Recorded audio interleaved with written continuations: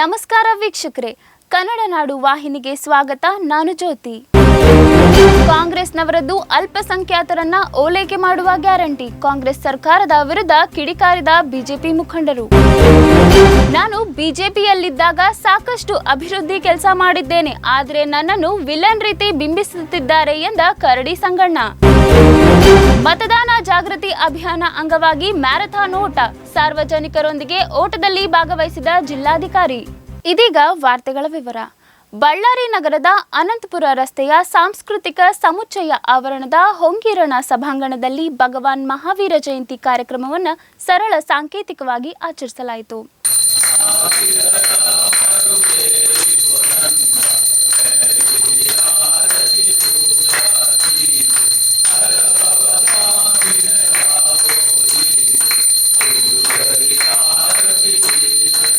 ಬಳ್ಳಾರಿ ಜಿಲ್ಲಾಡಳಿತ, ಜಿಲ್ಲಾ ಪಂಚಾಯತ್ ಹಾಗೂ ಕನ್ನಡ ಸಂಸ್ಕೃತಿ ಇಲಾಖೆ, ಮಹಾನಗರ ಪಾಲಿಕೆ ಇವರ ಸಂಯುಕ್ತಾಶ್ರಯದಲ್ಲಿ ಇಂದು ಭಗವಾನ್ ಮಹಾವೀರ ಜಯಂತಿ ಕಾರ್ಯಕ್ರಮವನ್ನು ನಗರದ ಅನಂತಪುರ ರಸ್ತೆಯ ಸಾಂಸ್ಕೃತಿಕ ಸಮುಚ್ಚಯ ಆವರಣದ ಹೊಂಗೀರಣ ಸಭಾಂಗಣದಲ್ಲಿ ಸರಳ ಮತ್ತು ಸಾಂಕೇತಿಕವಾಗಿ ಆಚರಿಸಲಾಯಿತು.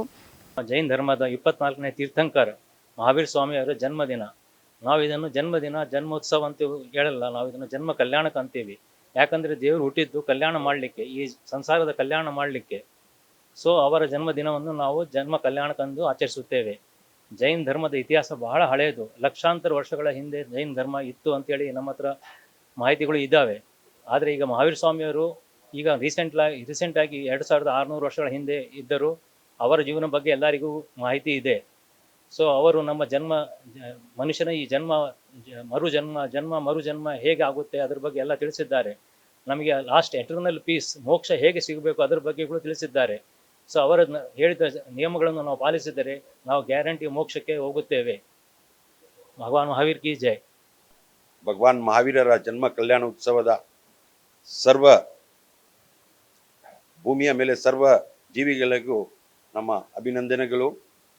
ಭಗವಾನ್ ಮಹಾವೀರರು 2600 ವರ್ಷದ 6ನೇ ಶತಮಾನದಲ್ಲಿ ಕುಂಡ್ಲಾಪುರ ರಾಜ್ಯದಲ್ಲಿ ರಾಜ ಸಿದ್ಧಾರ್ಥ, ಮಾತಾ ತ್ರಿಶಲಾದೇವಿಗೆ 3ನೇ ಮಗನಾಗಿ ಜನ್ಮ ತಾಳಿದರು. ಅವರು ಈ ಭೂಮಿ ಮೇಲೆ ಹುಟ್ಟಿದ್ದು ಜನ್ಮ ಕಲ್ಯಾಣಕ್ಕಾಗಿ. ಅವರು 5 ಸಂದೇಶಗಳನ್ನು ಸಾರಿದ್ದಾರೆ.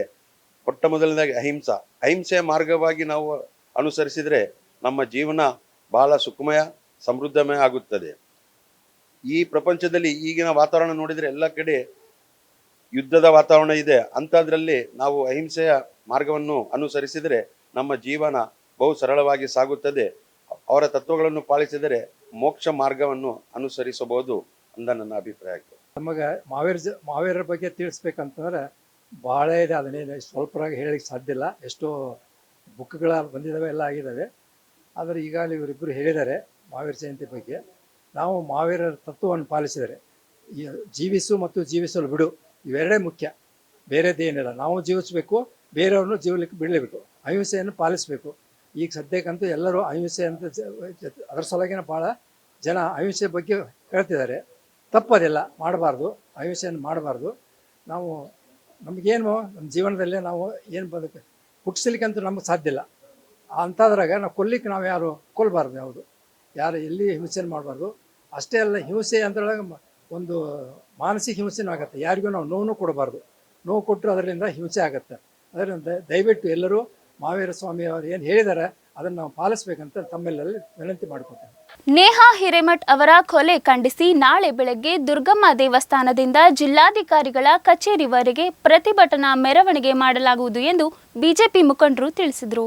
ಬಳ್ಳಾರಿ ನಗರದ ಬಿಜೆಪಿ ಕಚೇರಿಯಲ್ಲಿ ಆಯೋಜಿಸಿದ್ದ ಪತ್ರಿಕಾಗೋಷ್ಠಿಯಲ್ಲಿ ಮಾತನಾಡಿದ ಬಿಜೆಪಿ ಮುಖಂಡರು, ನೇಹಾ ಹಿರೇಮಠ್ ಅವರನ್ನ ಕೊಲೆ ಮಾಡಿದ ಫಯಾಜ್ನನ್ನ ಗಲ್ಲಿಗೇರಿಸಬೇಕು, ಅಲ್ಲದೆ ಕೊಲೆ ಮಾಡಲು ಸಹಕರಿಸಿದವರು ಸಹ ಕಠಿಣ ಶಿಕ್ಷೆ ನೀಡಬೇಕು ಎಂದು ಒತ್ತಾಯಿಸಿ ನಾಳೆ ಬೆಳಗ್ಗೆ ಪ್ರತಿಭಟನೆ ಮಾಡಿ ಜಿಲ್ಲಾಧಿಕಾರಿಗಳ ಮೂಲಕ ರಾಜ್ಯಪಾಲರಿಗೆ ಮನವಿ ಪತ್ರ ಕಳುಹಿಸಲಾಗುವುದು ಎಂದರಲ್ಲದೆ, ನೀರಿಗೆ ಗ್ಯಾರಂಟಿ ಇಲ್ಲ, ರೈತರ ಬದುಕಿಗೆ ಗ್ಯಾರಂಟಿ ಇಲ್ಲ, ದಲಿತರ ಹಕ್ಕಿಗೆ ಗ್ಯಾರಂಟಿ ಇಲ್ಲ, ಶಾಂತಿಗೆ ಗ್ಯಾರಂಟಿ ಇಲ್ಲ, ಮಹಿಳೆಯರ ರಕ್ಷಣೆಗೆ ಗ್ಯಾರಂಟಿ ಇಲ್ಲ, ಇವರದ್ದು ಕೇವಲ ಅಲ್ಪಸಂಖ್ಯಾತರ ಓಲೈಕೆಯ ಗ್ಯಾರಂಟಿ ಕೊಡುತ್ತಾರೆ ಎಂದು ಟೀಕಿಸಿದರು. ಬಳ್ಳಾರಿ ಜಿಲ್ಲೆಯಲ್ಲಿ ಇವತ್ತು ಪತ್ರಿಕಾಗೋಷ್ಠಿ ಪ್ರಮುಖ 3-4 ಅಂಶಗಳಿದ್ದಾವೆ. ಆ 3-4 ಅಂಶಗಳಲ್ಲಿ ಒಂದಿಷ್ಟು ತಮ್ಮ ಮುಂದೆ ಕೆಲವು ಅಂಶಗಳನ್ನ ತಮ್ಮ ಮುಂದೆ ತರ್ತಾ ಇದ್ದೇನೆ. ಮೊನ್ನೆ ದಿನ 18ನೇ ತಾರೀಕು ಏನು ನೇಹಾ ಹಿರೇಮಠ ಅವರ ಹತ್ಯೆ ಆಗಿರೋದನ್ನ ಸಂಪೂರ್ಣವಾಗಿ ಭಾರತೀಯ ಜನತಾ ಪಾರ್ಟಿಯಿಂದ ವಿರೋಧವನ್ನ ವ್ಯಕ್ತಪಡಿಸ್ತಾ ಇದ್ದೀವಿ. ಜೊತೆಯಲ್ಲಿ ನೇಹಾ ಅವರು ಇಡೀ ಇಷ್ಟು ಅಮಾನುಷವಾದಂತಹ ಹತ್ಯೆ ಮಾಡಿರುವಂತದ್ದು ನಿಜವಾಗ್ಲೂ ಇದು ದುರದೃಷ್ಟಕರ ಮತ್ತು ಒಮ್ಮೆ ರಾಜ್ಯದ ಜನತೆ, ಕರ್ನಾಟಕದ ರಾಜ್ಯದ ಜನತೆ ಬೆಚ್ಚು ಬೀಳುವಂತಹ ಪರಿಸ್ಥಿತಿ ನಿರ್ಮಾಣವನ್ನ ಕಾಂಗ್ರೆಸ್ ಸರ್ಕಾರ ನಿರ್ಮಾಣ ಮಾಡಿದೆ. ಎರಡನೇದು, ರಾಜ್ಯದ ಕಾನೂನು ಸುವ್ಯವಸ್ಥೆ ಪೂರ್ಣ ಹದಗೆಟ್ಟಿದೆ. ಹಾಗೂ ಕೆಲವರು ಗ್ಯಾರಂಟಿ, ಯಾರ ಜೀವನದ ಮೇಲೆ ಕರ್ನಾಟಕದಲ್ಲಿ ಯಾರಿಗೆ ಗ್ಯಾರಂಟಿ ಇಲ್ಲದೆ ರೀತಿಯಲ್ಲಿ ಒಮ್ಮೆ ಅವ್ರ ಜೀವನವನ್ನ ಜನಜೀವನ ಮಾಡ್ತಾ ಇದ್ದಾರೆ. ಹಾಗಾಗಿ ಹಿರೇಮಠ ಅವರ, ನೇಹಾ ಹಿರೇಮಠ ಅವರ ಒಬ್ಬ ವಿದ್ಯಾರ್ಥಿನಿ ಹುಬ್ಬಳ್ಳಿಯಲ್ಲಿ ನಡೆದಂತ ಘಟನೆ ಇದು ಬಹಳ ನೋವಿನ ಸಂಗತಿ ಅನ್ನೋದನ್ನ ನಾನು ಈ ಪತ್ರಿಕಾಗೋಷ್ಠಿಯಲ್ಲಿ ಹೇಳ್ತಾ ಇದ್ದೇನೆ. ಜೊತೆಗೆ ಕಾಂಗ್ರೆಸ್ ಸರ್ಕಾರ ಕೇವಲ ಮತಾಂಧರನ್ನ ಬೆಂಬಲಿಸುವಂತ ಸರ್ಕಾರ ಇದೆ. ಈ ಸರ್ಕಾರ ಜಿಹಾದಿಗಳನ್ನ ಬೆಂಬಲಿಸುವಂತ ಸರ್ಕಾರ ಇದೆ. ಹಾಗಾಗಿ ಇಂತಹ ಸರ್ಕಾರಕ್ಕೆ ಕೇವಲ ಮುಸಲ್ಮಾನರನ್ನ ತುಷ್ಟೀಕರಣ ಮಾಡೋದ್ರಲ್ಲಿಯೇ ಇಡೀ ಒಂದು ವರ್ಷ ಜೀವನವನ್ನ ಮಾಡಿರುವಂತ ಸರ್ಕಾರ ಇದೆ. ಹಿಂದೂಗಳ ವಿರೋಧಿ ಸರ್ಕಾರ ಇದು ಅನ್ನೋದನ್ನ ಬಹಳ ಖಂಡನೆಯನ್ನ ಮಾಡ್ತಾ ನಾನು ಈ ಪ್ರಮುಖ ಅಂಶಗಳನ್ನು ತಮ್ಮ ಮುಂದೆ ಇಡ್ತಾ ಇದ್ದೇನೆ. ಹಾಗೆ ಇನ್ನೊಂದು ತಮ್ಮ ಗಮನಕ್ಕೆ ತರ್ತೀನಿ. ನೇಹಾ ಹಿರೇಮಠ ಅವರು ಕೇವಲ ಅವ್ರು ಯಾರೋ ಬಿಜೆಪಿಯ ಕಾರ್ಯಕರ್ತರು ಅಥವಾ ಇನ್ಯಾರೋ ಅಲ್ಲ, ಕೇವಲ ಕಾಂಗ್ರೆಸ್ಸಿನ ಮಹಾನಗರ ಪಾಲಿಕೆಯ ಒಬ್ಬ ಸದಸ್ಯರು, ಜನಪ್ರತಿನಿಧಿ ಅವರು. ಅವ್ರ ಮಗಳನ್ನೇ ಇವರು ಫಯಾಜ್ ಅನ್ನೋಂತ ವ್ಯಕ್ತಿ ಕಾಲೇಜ್ ಆವರಣದಲ್ಲಿ ಓಪನ್ ಆಗಿ ವಿದ್ಯಾರ್ಥಿಗಳ ಮುಂದೆ ಹಾಡುವಾಗಲೇ ಚುಚ್ಚಿ ಅವರನ್ನ ಸಾಯಿಸ್ತಾರೆ ಅಂತ ಹೇಳಿದ್ರೆ ಇದಕ್ಕೆ ಬಹಳ ಒಮ್ಮೆ ಕರ್ನಾಟಕದ ಜನತೆ ಇದನ್ನ ಎಲ್ಲವನ್ನ ಗಮನಿಸ್ತಾ ಇದ್ದಾರೆ ವಿಶೇಷವಾಗಿ ಅಂತೇಳಿ ನಾನು ಹೇಳೋದಕ್ಕೆ ಇಚ್ಛೆ ಪಡ್ತೇನೆ. ಹೆಣ್ಣು ಮಕ್ಕಳಿಗೆ ಯಾವುದೇ ಆದಂತ ರಕ್ಷಣೆ ಇಲ್ಲ, ಸುರಕ್ಷತೆ ಇಲ್ಲ, ಭದ್ರತೆ ಇಲ್ಲ. ಹೀಗೆ ಹೇಳ್ತಾ ಹೋದ್ರೆ ನೂರಾರು ಇನ್ಸಿಡೆಂಟ್ಗಳನ್ನ ನಾನು ತಮ್ಮ ಮುಂದೆ ಇಡ್ತೇನೆ. ಹಾಗೆ ಯಾರಿಗೆ ಮಹಿಳೆಯರನ್ನ ಭಾಗ್ಯಲಕ್ಷ್ಮಿಗಳು ಅಂತಂತೇಳಿ ಸಿದ್ದರಾಮಯ್ಯನವರು ಕಾಂಗ್ರೆಸ್ ಸರ್ಕಾರ ಕರೆದ್ರು, ನಿಜವಾಗ್ಲೂ ಹೇಳ್ತೀನಿ, ಇದು ಇಂಥ ಕಾಂಗ್ರೆಸ್ ಸರ್ಕಾರ ಮಹಿಳೆಯರಿಗೆ ಭಾಗ್ಯಲಕ್ಷ್ಮಿ ರೀತಿಯಲ್ಲಿರುವಂತ ಸರ್ಕಾರ ಅಲ್ಲ, ಇದು ಲಕ್ಷ್ಮಿಯರ ಪ್ರಾಣವನ್ನ ತೆಗೆಯುವಂತ ಸರ್ಕಾರ ಇದು, ಹತ್ಯೆ ಮಾಡುವಂತ ಸರ್ಕಾರ ಇದು. ಅದಕ್ಕೆ ಉದಾಹರಣೆ ನಾವು ನೋಡ್ತಾ ಇದ್ದೀವಿ. ಯಾರು ಹತ್ಯೆಯನ್ನ ಮಾಡಿದ್ರು, ಫಯಾಜ್ ಅನ್ನಂತ ಒಬ್ಬ ಮುಸ್ಲಿಂ ಒಬ್ಬ ಯುವಕ ನೇಹಾ ಹಿರೇಮಠ ಅವ್ರನ್ನ ಚೂರಿಗೆಯಿಂದ ಸಾಯಿಸ್ತಾನೆ, ಹತ್ಯೆ ಮಾಡ್ತಾನೆ. ಅಂತವ್ರ ಮನೆಗೆ ಸುಮಾರು ಒಂದು 40 ಜನ ಪೊಲೀಸರು ರಕ್ಷಣೆ ಹಾಕಿ ಅವ್ರ ಮನೆಯನ್ನ ಕಾಯ್ತಾ ಇದ್ದಾರೆ. ಇದು ಎಷ್ಟು ಮಟ್ಟಿಗೆ ಸರಿ? ಇದು ಅವನ ಹಿನ್ನೆಲೆ ಅಂತ ತಿಳ್ಕೊಳ್ಬೇಕಾಗಿತ್ತು, ಪ್ರಕರಣವನ್ನ ಒಂದು ಹಂತಕ್ಕೆ ತರಬೇಕಾಗಿತ್ತು. ಹುಬ್ಬಳ್ಳಿಯಲ್ಲೇ ಈದ್ಗಾ ಮೈದಾನ ಎದುರುಗಡೆ ಇದಕ್ಕೆ ಶಿಕ್ಷೆ ಆಗ್ಬೇಕು ಅಂತ ಹೇಳಿದ್ರೆ ಈದ್ಗಾ ರಸ್ತೆಯಲ್ಲಿನೇ ಇವ್ರಿಗೆ ಒಂದು ಹ್ಯಾಂಗ್ ಮಾಡ್ಬೇಕಾಯ್ತು, ಮರಣದಂಡನೆ ಹಾಕಿ ಗಲ್ಲಿಗೇರಿಸ್ಬೇಕಾಯ್ತು ನಿಜವಾದಂತ ಸರ್ಕಾರ ಆಗಿದ್ರೆ. ಆದ್ರೆ ಇವತ್ತು ಸರ್ಕಾರ, ದುರದೃಷ್ಟಕರವಾದಂತ ಸರ್ಕಾರ ನಮ್ಮ ಜೊತೆ ಇದೆ. ಅದಕ್ಕೆ ಇನ್ನೊಂದು ಉದಾಹರಣೆಯನ್ನ ಕೊಡ್ತೀನಿ. ಹಾಗಾಗಿ ಕೊಡಗು ಜಿಲ್ಲೆಯಲ್ಲಿ ಸಿದ್ದಾಪುರದಲ್ಲಿ ಕೆಲವರು ಮುಸಲ್ಮಾನ್ ಯುವಕರು ನಮ್ಮ ಬಿಜೆಪಿ ಕಾರ್ಯಕರ್ತರ ಮೇಲೆ ಹಿಟ್ ಅಂಡ್ ರನ್ ಅನ್ನೋ ಕೇಸನ್ನ ಹಿಟ್ ಅಂಡ್ ರನ್ ಮಾಡ್ಕೊಂಡು ಗಾಡಿಯನ್ನ ಒಂದು ಎಸ್ಟೀಮ್ ಕಾರ್ ತಗೊಂಡೋಗಿ ಹಿಟ್ ಅಂಡ್ ರನ್ ಮಾಡಿ ಓಡಿ ಹೋಗಿರುವಂತ ಇನ್ಸಿಡೆಂಟ್ ಕೂಡ ನಡೆದಿದೆ. ಅದನ್ನ ಆ ಹುಡುಗರ ಹೆಸರು ಬಂದ್ಬಿಟ್ಟು ಅರ್ಷದ್ ಮತ್ತು ಶೌಕತ್ ಎಂಬಿಬ್ಬರನ್ನ ಸಿದ್ದಾಪುರದ ಪೊಲೀಸರು ಇವತ್ತು ಅರೆಸ್ಟ್ ಮಾಡಿದ್ದಾರೆ, ಎಲ್ಲಿ? ಕುರುಗೋಡಲ್ಲಿ. ಆದ್ರೆ ಇವರಿಗೆ ಪ್ರಾಣಕ್ಕಿಂತ ಕೂಡ ಮುಸಲ್ಮಾನರನ್ನು ಓಲೈಸುವಂತ ಸರ್ಕಾರ ಇವತ್ತು ಕಾಂಗ್ರೆಸ್ ಸರ್ಕಾರ ಆಗಿದೆ ಅಂತ ಹೇಳ್ತೀನಿ. ಇದು ಮತಾಂಧರ ಮತ್ತು ಜಿಹಾದಿ ಸರ್ಕಾರ ಅಂತೇಳಿ ಕೊಡಗು ಜಿಲ್ಲೆಯಲ್ಲಿ ನಡೆದಂತ ಇನ್ಸಿಡೆಂಟ್ ಅನ್ನು ತಮ್ಮ ಗಮನಕ್ಕೆ ತರ್ತಾ ಇದ್ದೇನೆ. ಹಾಗೆ ಕಾಂಗ್ರೆಸ್ ಹೇಳ್ತಾ ಇದೆ ನಾವು ಸೆಕ್ಯುಲರಿಸಮ್ಗಳು ಅಂತೇಳಿ. ಯಾರಿಗೆ ಸೆಕ್ಯುಲರಿಸಮ್ಗಳಾಗಿದ್ದೀರಿ ನೀವು? ಮುಸಲ್ಮಾನರು ಒಂದೇ ಏನಾದ್ರು ಬಡ್ಜೆಟ್ ಮಾಡಿದ್ರೆ ಅದು ಮುಸಲ್ಮಾನರ ಬಡ್ಜೆಟ್. ಅದು ಮುಸಲ್ಮಾನರಿಗೆ ಅಭಿವೃದ್ಧಿಗಾಗಿ ನೋಡ್ತಾ ಇದ್ದೀರಿ, ಮುಸಲ್ಮಾನರು ಓಟಿಗಾಗಿ ಮಾತ್ರ ಮಾಡ್ತಾ ಇದ್ದೀರಿ. ನೀವು ಸೆಕ್ಯುಲರ್ ಅನ್ನಂತ ಪದವನ್ನ ಬಳಸೋದಕ್ಕೆ ನಿಮ್ಗೆ ಯಾವುದೇ ಅಧಿಕಾರ ಇಲ್ಲ ಅಂತೇಳಿ ಈ ಪತ್ರಿಕಾಗೋಷ್ಠಿ ಮುಖಾಂತರ ನಾನು ಹೇಳ್ತೇನೆ. ಹಾಗೆ ಮೂರನೇ ಅಂಶ, ಮೋದಿಜಿ ಅವ್ರ ಮೇಲೆ ಒಂದು ಹಾಡನ್ನ ಬರೆದಂತ ಲಕ್ಷ್ಮೀನಾರಾಯಣ ಅಂತೇಳಿ ಒಂದು ಯೂಟ್ಯೂಬ್ ಅಲ್ಲಿ ನಮೋ ಮೋದಿ ಹೆಸರು ಮೇಲೆ ಒಂದು ಹಾಡನ್ನ ಬಿಡುಗಡೆ ಮಾಡಿದ್ದಾರೆ. ಆ ಲಕ್ಷ್ಮೀನಾರಾಯಣ RR ಕಂಪನಿ ಅಂತ ಹೇಳಿ ಒಂದು ಕಂಪನಿಯಿಂದ ಮಾಡಿದ್ದಾರೆ. ಅವರು ಮೈಸೂರಿನ ಸರ್ಕಾರಿ ಅತಿಥಿ ಗೃಹದಲ್ಲಿ ಲಕ್ಷ್ಮೀನಾರಾಯಣ ಎಂಬ ಯುವಕನ ಮೇಲೆ ಹಲ್ಲೆ ಮಾಡಿ ಅವನ ಮೇಲೆ ಅವನ್ ಸಿಕ್ಕಾಪಟ್ಟೆ ಬಟ್ಟೆ ಹರಿದು ಹೊಡೆದು ಬಡದು ಮಾಡಿದ್ದಾರೆ. ಅವನ ಮೇಲೆ ಮೂತ್ರ ವಿಸರ್ಜನೆಯನ್ನ ಮಾಡಿದ್ದಾರೆ ಮತ್ತು ಪಾಕಿಸ್ತಾನದ ಪರ ಘೋಷಣೆ ಕೂಗಿದ್ದಾರೆ. ಇದು ಮೈಸೂರು ಸರ್ಕಾರಿ ಅತಿಥಿ ಗೃಹದಲ್ಲಿ ನಡೆದಂತ ಇನ್ಸಿಡೆಂಟ್. ಇದು ಸರ್ಕಾರ ಏನ್ ಮಾಡ್ತು ಅಂತ ಹೇಳಿದ್ರೆ ಯಾವುದೇ ಪ್ರಕರಣವನ್ನ ಇಲ್ಲಿ ದಾಖಲು ಮಾಡಿಲ್ಲ. ಹೀಗೆ ಕೇವಲ ಗ್ಯಾರಂಟಿಗಳ ಬಗ್ಗೆ ಮಾತ್ರ ಕಾಂಗ್ರೆಸ್ ಸರ್ಕಾರ ಭಾಷಣವನ್ನ ಮಾಡ್ತಾ ಹೋಗ್ತಾ ಇದ್ದೀರಾ. ಇನ್ನೊಂದು ಇನ್ಸಿಡೆಂಟ್ ಅನ್ನ ನಾನು ನಿಮ್ಗೆ ತರ್ತೀನಿ ಈಗ. ಅಂದ್ರೆ ಎಷ್ಟು ತುಷ್ಟೀಕರಣ ಮಾಡ್ತಾ ಇದ್ದಾರೆ, ಒನ್ ಸೈಡ್ ಮಾಡ್ತಾ ಇರುವಂತ ಸರ್ಕಾರ ಇದು ಅಂತ ಹೇಳೋದಕ್ಕೆ ನಾನು ಇಚ್ಛೆ ಪಡ್ತೀನಿ. ವಿದ್ಯಾರಣ್ಯಪುರದಲ್ಲಿ ರಾಮನವಮಿ ದಿನ ರಾಮನವಮಿ ಆಚರಣೆ ಆದ್ಮೇಲೆ ಜೈ ಶ್ರೀರಾಮ್ ಅಂತ ಹೇಳಿ ಎಲ್ಲರೂ ಕಾರ್ಯಕರ್ತರು ಪೂಜೆ ಆದ ನಂತರ ಜನರು ವಿಶೇಷವಾಗಿ ಘೋಷಣೆಗಳನ್ನು ಕೂಗ್ತಾ ಇದ್ರೆ ಹಿಂದೂ ಹುಡುಗರಲ್ಲಿ ಹೋಗಿ ಅಡ್ಡ ಹಾಕಿ ನಿಮ್ಗೆ ಗೊತ್ತಿರ್ಲಿ ಅಲ್ಲಾಹ್ ಅಕ್ಬರ್ ಅಂತ ಹೇಳ್ಬೇಕು, ಯಾವುದೇ ಕಾರಣಕ್ಕೆ ಜೈ ಶ್ರೀರಾಮ್ ಹೇಳ್ಬಾರ್ದು ಅಂತಂತ ಮಾತನ್ನ ಅಲ್ಲಿನ ಮುಸಲ್ಮಾನರು ಯುವಕರು ವಿದ್ಯಾರಣ್ಯಪುರದಲ್ಲಿ ನಡೆದಂತ ಬೆಂಗಳೂರಿನ ವಿದ್ಯಾರಣ್ಯಪುರದಲ್ಲಿ ನಡೆದಂತ ರಾಮನವಮಿ ದಿನ ನಡೆದಂತ ಘಟನೆ ಇದೆ. ಇದು ಸದಾ ಹಿಂದೂಗಳ ಅವ್ರ ಹೆಸರು ಬಂದ್ಬಿಟ್ಟು ಫರ್ಮಾನ್ ಮತ್ತು ಸಮೀರ್ ಅಂತಂತೇಳಿ, ಫರ್ಮಾನ್ ಮತ್ತು ಸಮೀರ್. ಹೀಗೆ ಅನೇಕ ಈ ರೀತಿ ಮಾಡುವಂತವ್ರನ್ನ ಸದಾ ಹಿಂದೂಗಳ ಭಾವನೆಗಳಿಗೆ ಧಕ್ಕೆಯನ್ನು ಮಾಡುವಂತ ಸರ್ಕಾರ ಕಾಂಗ್ರೆಸ್ ಸರ್ಕಾರ. ಇಂಥವ್ರಿಗೆ ಡಿ ಕೆ ಶಿವಕುಮಾರ್ ಹೇಳ್ತಾರೆ ಇವರೆಲ್ಲರೂ ಅವರ್ ಬ್ರದರ್ಸ್ ಅಂತ ಹೇಳ್ತಾರೆ. ಡಿ ಕೆ ಶಿವಕುಮಾರ್ ಶಬ್ದ ಏನ್ ಗೊತ್ತಾ? ಇವರೆಲ್ಲರೂ ನನ್ನ ಅಣ್ಣ ತಮ್ಮಂದ್ರು ಅಂತ ಹೇಳುವಂತ ಶಬ್ದಗಳನ್ನ ಬಳಸ್ತಾರೆ. ಜಿಹಾದಿಗಳಿಗೆ ರಕ್ಷಣೆ ಮಾಡುವಂತ ಡಿ ಕೆ ಶಿವಕುಮಾರ್ ಇನ್ನೊಂದು ಹೇಳ್ತಾರೆ, ಈ ಮೈ ಬ್ರದರ್ಸ್ ಅಂಡ್ ಪಾಲಿಟಿಕ್ಸ್ ಅಂತೇಳಿ ಮಾತಾಡುವಂತ ಸರ್ಕಾರ ಆಗಿದೆ. ಇವರೆಲ್ಲರೂ ನನ್ನ ಅಣ್ಣ ತಮ್ಮಂದ್ರು, ಇವರೆಲ್ಲರೂ ಕೂಡ ಇವರಿಗೆ ಬ್ರದರ್ಸ್ ಅನ್ನುವಂತ ಶಬ್ದಗಳನ್ನ ಉಪಯೋಗ ಮಾಡ್ತಾರೆ. ಯಾರು ಇವ್ರ ಬ್ರದರ್ಸು ಅಂತ ಹೇಳಿದ್ರೆ ಕೊಲೆಗಡಕರು, ಭಯೋತ್ಪಾದಕರು, ಹಿಂಸೆಯನ್ನ ಮಾಡುವಂತವ್ರು, ಹತ್ಯೆಯನ್ನ ಮಾಡುವಂತವ್ರು, ಹೆಣ್ಣು ಮಕ್ಕಳ ಮೇಲೆ ಗ್ಯಾಂಗ್ ರೇಪ್ಗಳನ್ನ ಮಾಡುವಂತವ್ರು ಇವರೆಲ್ಲರ ಡಿ ಕೆ ಶಿವಕುಮಾರ್ನ ಬ್ರದರ್ಸ್ ಇವರು. ಇದನ್ನ ಒಮ್ಮೆ ಬಹಳ ಪರಿಗಣನೆಗೆ ತಗೊಳ್ಬೇಕು. ಜನ ನೋಡ್ತಾ ಇದ್ದಾರೆ, ನೀವು ಮಾಡ್ತಾ ಇರುವಂತ ಪ್ರತಿ ಒಂದು ಕೆಲಸವನ್ನ ಶಬ್ದಗಳನ್ನ ಗಮನಿಸ್ತಾ ಇದ್ದಾರೆ. ಈ ಕಾರಣಕ್ಕಾಗಿ ತಾವೆಲ್ಲರೂ ಕೂಡ ಗಮನಿಸ್ಬೇಕು. ಇನ್ನೊಂದು ಪ್ರಮುಖವಾದಂತ ವಿಷಯ ತಮ್ಮ ಗಮನಕ್ಕೆ ತರ್ತೀನಿ. ಸ್ಯಾಂಡಲ್ವುಡ್ ನಟಿ ಹರ್ಷಿಕಾ ಪೂರ್ಣಚಂದ್ ಅಂತೇಳಿ ಅವ್ರ ಗಂಡ ಭುವನ್ ಪೊನ್ನಣ್ಣ ಅಂತೇಳಿ ಅವ್ರ ಮೇಲೆ ಕೆಲವರು ಕೋಮಿನ ಯುವಕರು ಅವ್ರ ಮೇಲೆ ಹಲ್ಲೆ ಮಾಡಿದ್ದಾರೆ. ಹಲ್ಲೆ ಮಾಡಿ ಚಿನ್ನದ ಸರವನ್ನ ಕೊಳ್ಳಲಿರುವಂತ ಚಿನ್ನದ ಸರವನ್ನು ಕಿತ್ಕೊಂಡಿರುವಂತ ಇನ್ಸಿಡೆಂಟ್ ನಡೆದಿದೆ. ಇದನ್ನ ನಾವು ಪಾಕಿಸ್ತಾನದಲ್ಲಿ ಇದೀವೋ ಭಾರತದಲ್ಲಿ ಇದೀವೋ ನನಗೆ ಗೊತ್ತಾಗ್ತಾ ಇಲ್ಲ. ಅದನ್ನ ಸ್ವತಃ ಹರ್ಷಿಕಾ ಪೂರ್ಣಚ್ ಅವರು ಸೋಷಿಯಲ್ ಮೀಡಿಯಾದಲ್ಲಿ ಉಲ್ಲೇಖ ಮಾಡಿದ್ದಾರೆ, ಅವರ ಇನ್ಸ್ಟಾಗ್ರಾಮ್ ಅಲ್ಲಿ ಉಲ್ಲೇಖ ಮಾಡಿದ್ದಾರೆ. ಈ ರೀತಿಯಾಗಿ ನನ್ನ ಮೇಲೆ ಹಲ್ಲೆ ಮಾಡಿದ್ದಾರೆ ಅಂತೇಳಿ ಎಲ್ಲಿ ಕೂಡ ಸುದ್ದಿ ಆಗ್ಲಾರ್ದಂಗೆ ಕಾಂಗ್ರೆಸ್ ಸರ್ಕಾರ ಸೋಷಿಯಲ್ ಮೀಡಿಯಾದ ಮೇಲೆ ನಿರ್ಬಂಧವನ್ನು ಹೇರಿ ಹಾಳು ಮಾಡಿರುವಂತ ಸರ್ಕಾರ ಕಾಂಗ್ರೆಸ್ ಸರ್ಕಾರ ಅನ್ನೋದನ್ನ ನಾನು ನಿಮ್ ಗಮನಕ್ಕೆ ತರ್ತಾ ಇದ್ದೀನಿ. ಈ ಮೇಲಿನ ಅನೇಕ ಘಟನೆಗಳು ಅಲ್ದೇನೆ 11 ತಿಂಗಳಲ್ಲಿ ನಿಮ್ಗೆ ಗೊತ್ತಿರ್ಲಿ ಹಾವೇರಿಯಲ್ಲಿ ನಡೆದಂತ, ತಮ್ಗೆಲ್ರಿಗೂ ಗೊತ್ತಿದೆ ಹಾವೇರಿಯಲ್ಲಿ ನಡೆದಂತ ಸಾಮೂಹಿಕ ಅತ್ಯಾಚಾರ, ಬೆಳಗಾವಿಯಲ್ಲಿ ನಡೆದಂತ ಮಹಿಳೆಯರ ವಿವಸ್ತ್ರ ಘಟನೆಗಳನ್ನ ಮೆರವಣಿಗೆ ಮಾಡಿರುವಂತದ್ದು, ಹಾಗೆ ಶಿವಮೊಗ್ಗದಲ್ಲಿ ಔರಂಗಜೇಬ್ನ ದ್ವಾರವನ್ನ ನಿರ್ಮಿಸಿ ಒಂದು ಭಯದ ವಾತಾವರಣ ಕಾಂಗ್ರೆಸ್ನವ್ರು ಮಾಡಿರೋಂಥದ್ದು, ಕೋಲಾರದಲ್ಲಿ ತಲ್ವಾರ್ ಕಟೌಟ್ಗಳನ್ನು ಹಾಕಿದ್ರು, ನಮ್ಗೆಲ್ರಿಗೂ ಗೊತ್ತಿದೆ. ಗಣಪತಿ ಹಬ್ಬದಲ್ಲಿ ಟಿಪ್ಪು ಸುಲ್ತಾನ್ ಜಯಂತಿ ಹೆಸರಲ್ಲಿ ಓಪನ್ ಆಗಿ ತಲ್ವಾರ್ ಕಟೌಟ್ಗಳನ್ನ ಹಾಕಿದ್ರು. ಈ ರೀತಿಯ ದುರ್ಘಟನೆಗಳು ನಡೀತಾ ಇದೆ. ರಾಮ ಮಂದಿರದ ಉದ್ಘಾಟನೆ ಸಮಯದಲ್ಲಿ ಕರಸೇವಕರ ಮೇಲೆ ನಡೆದಂತ ಪ್ರಕರಣಗಳು, ಹಲ್ಲೆ ಮಾಡಿರುವಂತದ್ದು, ಈ ರೀತಿ ಹೇಳ್ತಾ ಹೋದ್ರೆ 106 ಘಟನೆಗಳು ಇದಾವೆ.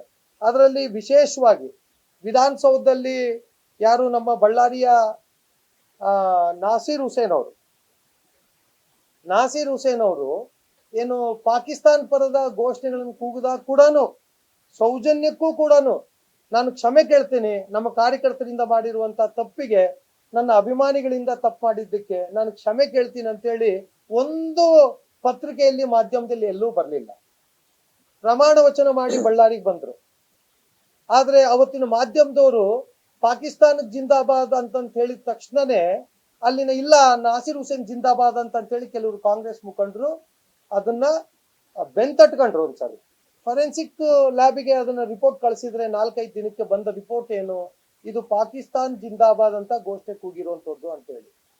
ಆದ್ರೆ ನಮ್ ದುರಂತ ಏನಂತ ಹೇಳಿದ್ರೆ ನಾಸೀರ್ ಹುಸೇನ್ ಬಳ್ಳಾರಿಗೆ ಬರ್ತಾ ಇದ್ದಾನೆ ಅಂತಂತ ಹೇಳಿದ್ರೆ ನಮ್ಮ ನಾಯಕರುಗಳು, ಕಾಂಗ್ರೆಸ್ ನಾಯಕರು, ಸಚಿವರು, ಶಾಸಕರು ನಿಜವಾಗ್ಲೂ ನಾಚಿಕೆಗೇಡಿನ ಸಂಗತಿ ಇದು.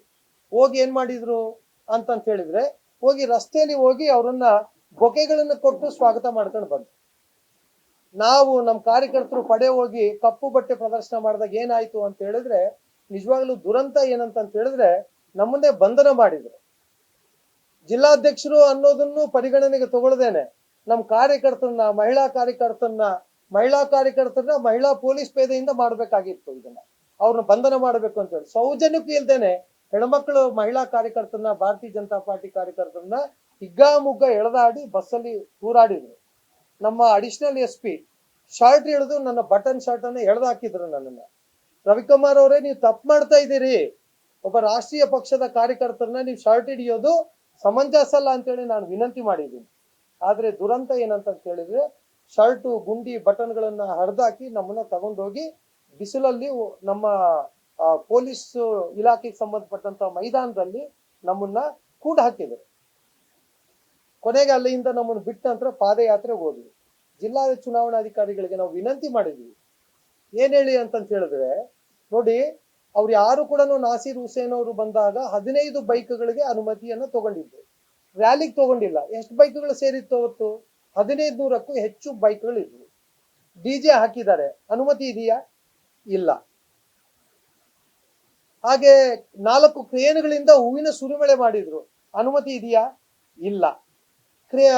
JCBಗಳಿಂದ ಕ್ರೇನ್ಗಳಿಂದ ಹಾರ ಹಾಕಿದ್ರು, JCBಗಳಿಂದ ಹೂವಿನ ಸುರಿಮಳೆ ಮಾಡಿದ್ರು, ಅನುಮತಿ ಇದೆಯಾ ಆ ವೆಹಿಕಲ್ಗಳಿಗೆ? ಇಲ್ಲ.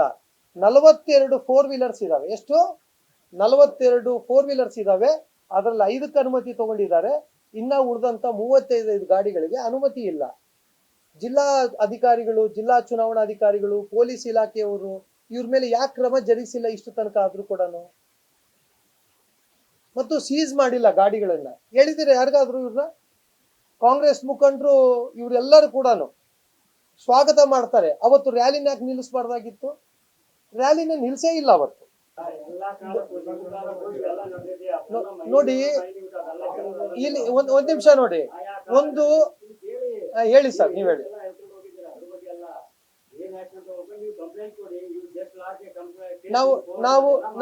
ನಾನು ನೇರ ಆರೋಪ ಮಾಡ್ತಾ ಇದ್ದೀನಿ. ಆರೋಪ ಅನ್ನೋದಕ್ಕಿಂತ ಸರ್ಕಾರ ಮತ್ತು ಇಲ್ಲಿನ ಜಿಲ್ಲಾಡಳಿತ ಮತ್ತು ಇಲ್ಲಿನ ಸರ್ಕಾರ ಏಕಪಕ್ಷೀಯವಾಗಿ ನಡ್ಕೊಳ್ಳಿದಂತ ಇದು ಜಿಲ್ಲಾಡಳಿತ ಆಗಿದೆ. ನಮಗೆ ಬಿಜೆಪಿಯ ಕಾರ್ಯಕ್ರಮ. ಹಾಗಾದ್ರೆ ನಾನು ಹೇಳ್ತೀನಿ, ನಿಮ್ ಸರ್ಕಾರದಲ್ಲೂ ಆಗಿತ್ತು, ನಮ್ ಸರ್ಕಾರದಲ್ಲಿ ಇರ್ತದೆ. ಯಾವತ್ತೂ ಕೂಡ ಪಾಕಿಸ್ತಾನಕ್ಕೆ ಜಿಂದಾಬಾದ್ಗಳನ್ನ ಕೂಗಿಲ್ಲಪ್ಪ, ಆಗಿಲ್ಲ. ನಾವ್ ಯಾವತ್ತೂ ಕೂಗಿಲ್ಲ. ಒಂದ್ ನಿಮಿಷ, ಪಾಕಿಸ್ತಾನಕ್ಕಂತೇಳಿ ಯಾವತ್ತೂ ಮಾಡಿಲ್ಲ. ಯಾರೇ ಕಾರ್ಯಕರ್ತರಾದ್ರೂ ಕೂಡ ಮಾಡಿಲ್ಲ. ನಮ್ಮ ಹೌದು, ಯಾವುದೇ ಕಾರಣಕ್ಕೆ ಮಾಡಲ್ಲ. ಈ ರೀತಿಯ ನಮ್ಮ ಕಾರ್ಯಕರ್ತರಾಗಲಿ, ದೇಶಭಕ್ತರು ನಿಜವಾದಂತವ್ರು ಯಾರು ಮಾಡಲ್ಲ. ಎಲ್ಲಿ ಸಾಧ್ಯವೇ ಇಲ್ಲ. ಭಾರತೀಯ ಜನತಾ ಪಾರ್ಟಿ ಕಾರ್ಯಕರ್ತರು ಅಲ್ಲ, ನಿಮ್ಗೆ ಏನೇ ಬಂದಿರ್ಲಿ, ಒಂದು ಮಧುಸೂದನ್ ಸರ್, ನಿಮ್ ಗಮನಕ್ಕೆ ನಾನು ತರ್ತಾ ಇದ್ದೀನಿ. ಯಾವುದೇ ಕಾರಣಕ್ಕೆ ನಾವು ಈ ರೀತಿಯ ನಮ್ಮ ಕಾರ್ಯಕರ್ತರು ಪಾಕಿಸ್ತಾನ್ ಜಿಂದಾಬಾದ್ ಕೂಗಾಡೋದಾಗ್ಲಿ, ಪಾಕಿಸ್ತಾನ್ ಧ್ವಜಕ್ಕಾಗ್ಲಿ, ಕ್ರಿಕೆಟ್ ಮ್ಯಾಚ್ ಬಂದಾಗ ಭಾರತ್ಗೆ ಧಿಕ್ಕಾರ ಕೂಗೋದಾಗ್ಲಿ, ಈ ರೀತಿಯ ಮಾಡುವ ಪ್ರಶ್ನೆನೇ ಇಲ್ಲ. ಮಾಡಿದ್ರು ನಾವೇ ಸಹಿಸಲ್ಲ. ಇದನ್ನ ನೇರ ಹೇಳ್ತಾ ಇದ್ದೀವಿ. ಅಲ್ಲ, ಅದಕ್ಕೆ ಸತ್ಯಾಸತ್ಯತೆಗಳನ್ನ ಯಾರು ಕೂಗಿದ್ರು ಏನು ಅನ್ನೋದನ್ನ ಅದನ್ನೆಲ್ಲ ಕೂಡ ಆ ಸಬ್ಜೆಕ್ಟ್ ತಗೊಂಡ್ ಬನ್ನಿ. ನಾನು ಯಾರಿಗೆ ಅದಕ್ಕೆ ಏನ್ ಆಕ್ಷನ್ ತಗೊಳ್ಬೇಕೋ ಅವತ್ತಿನ ಸರ್ಕಾರಗಳು ತಗೊಂಡು ಅದನ್ನ.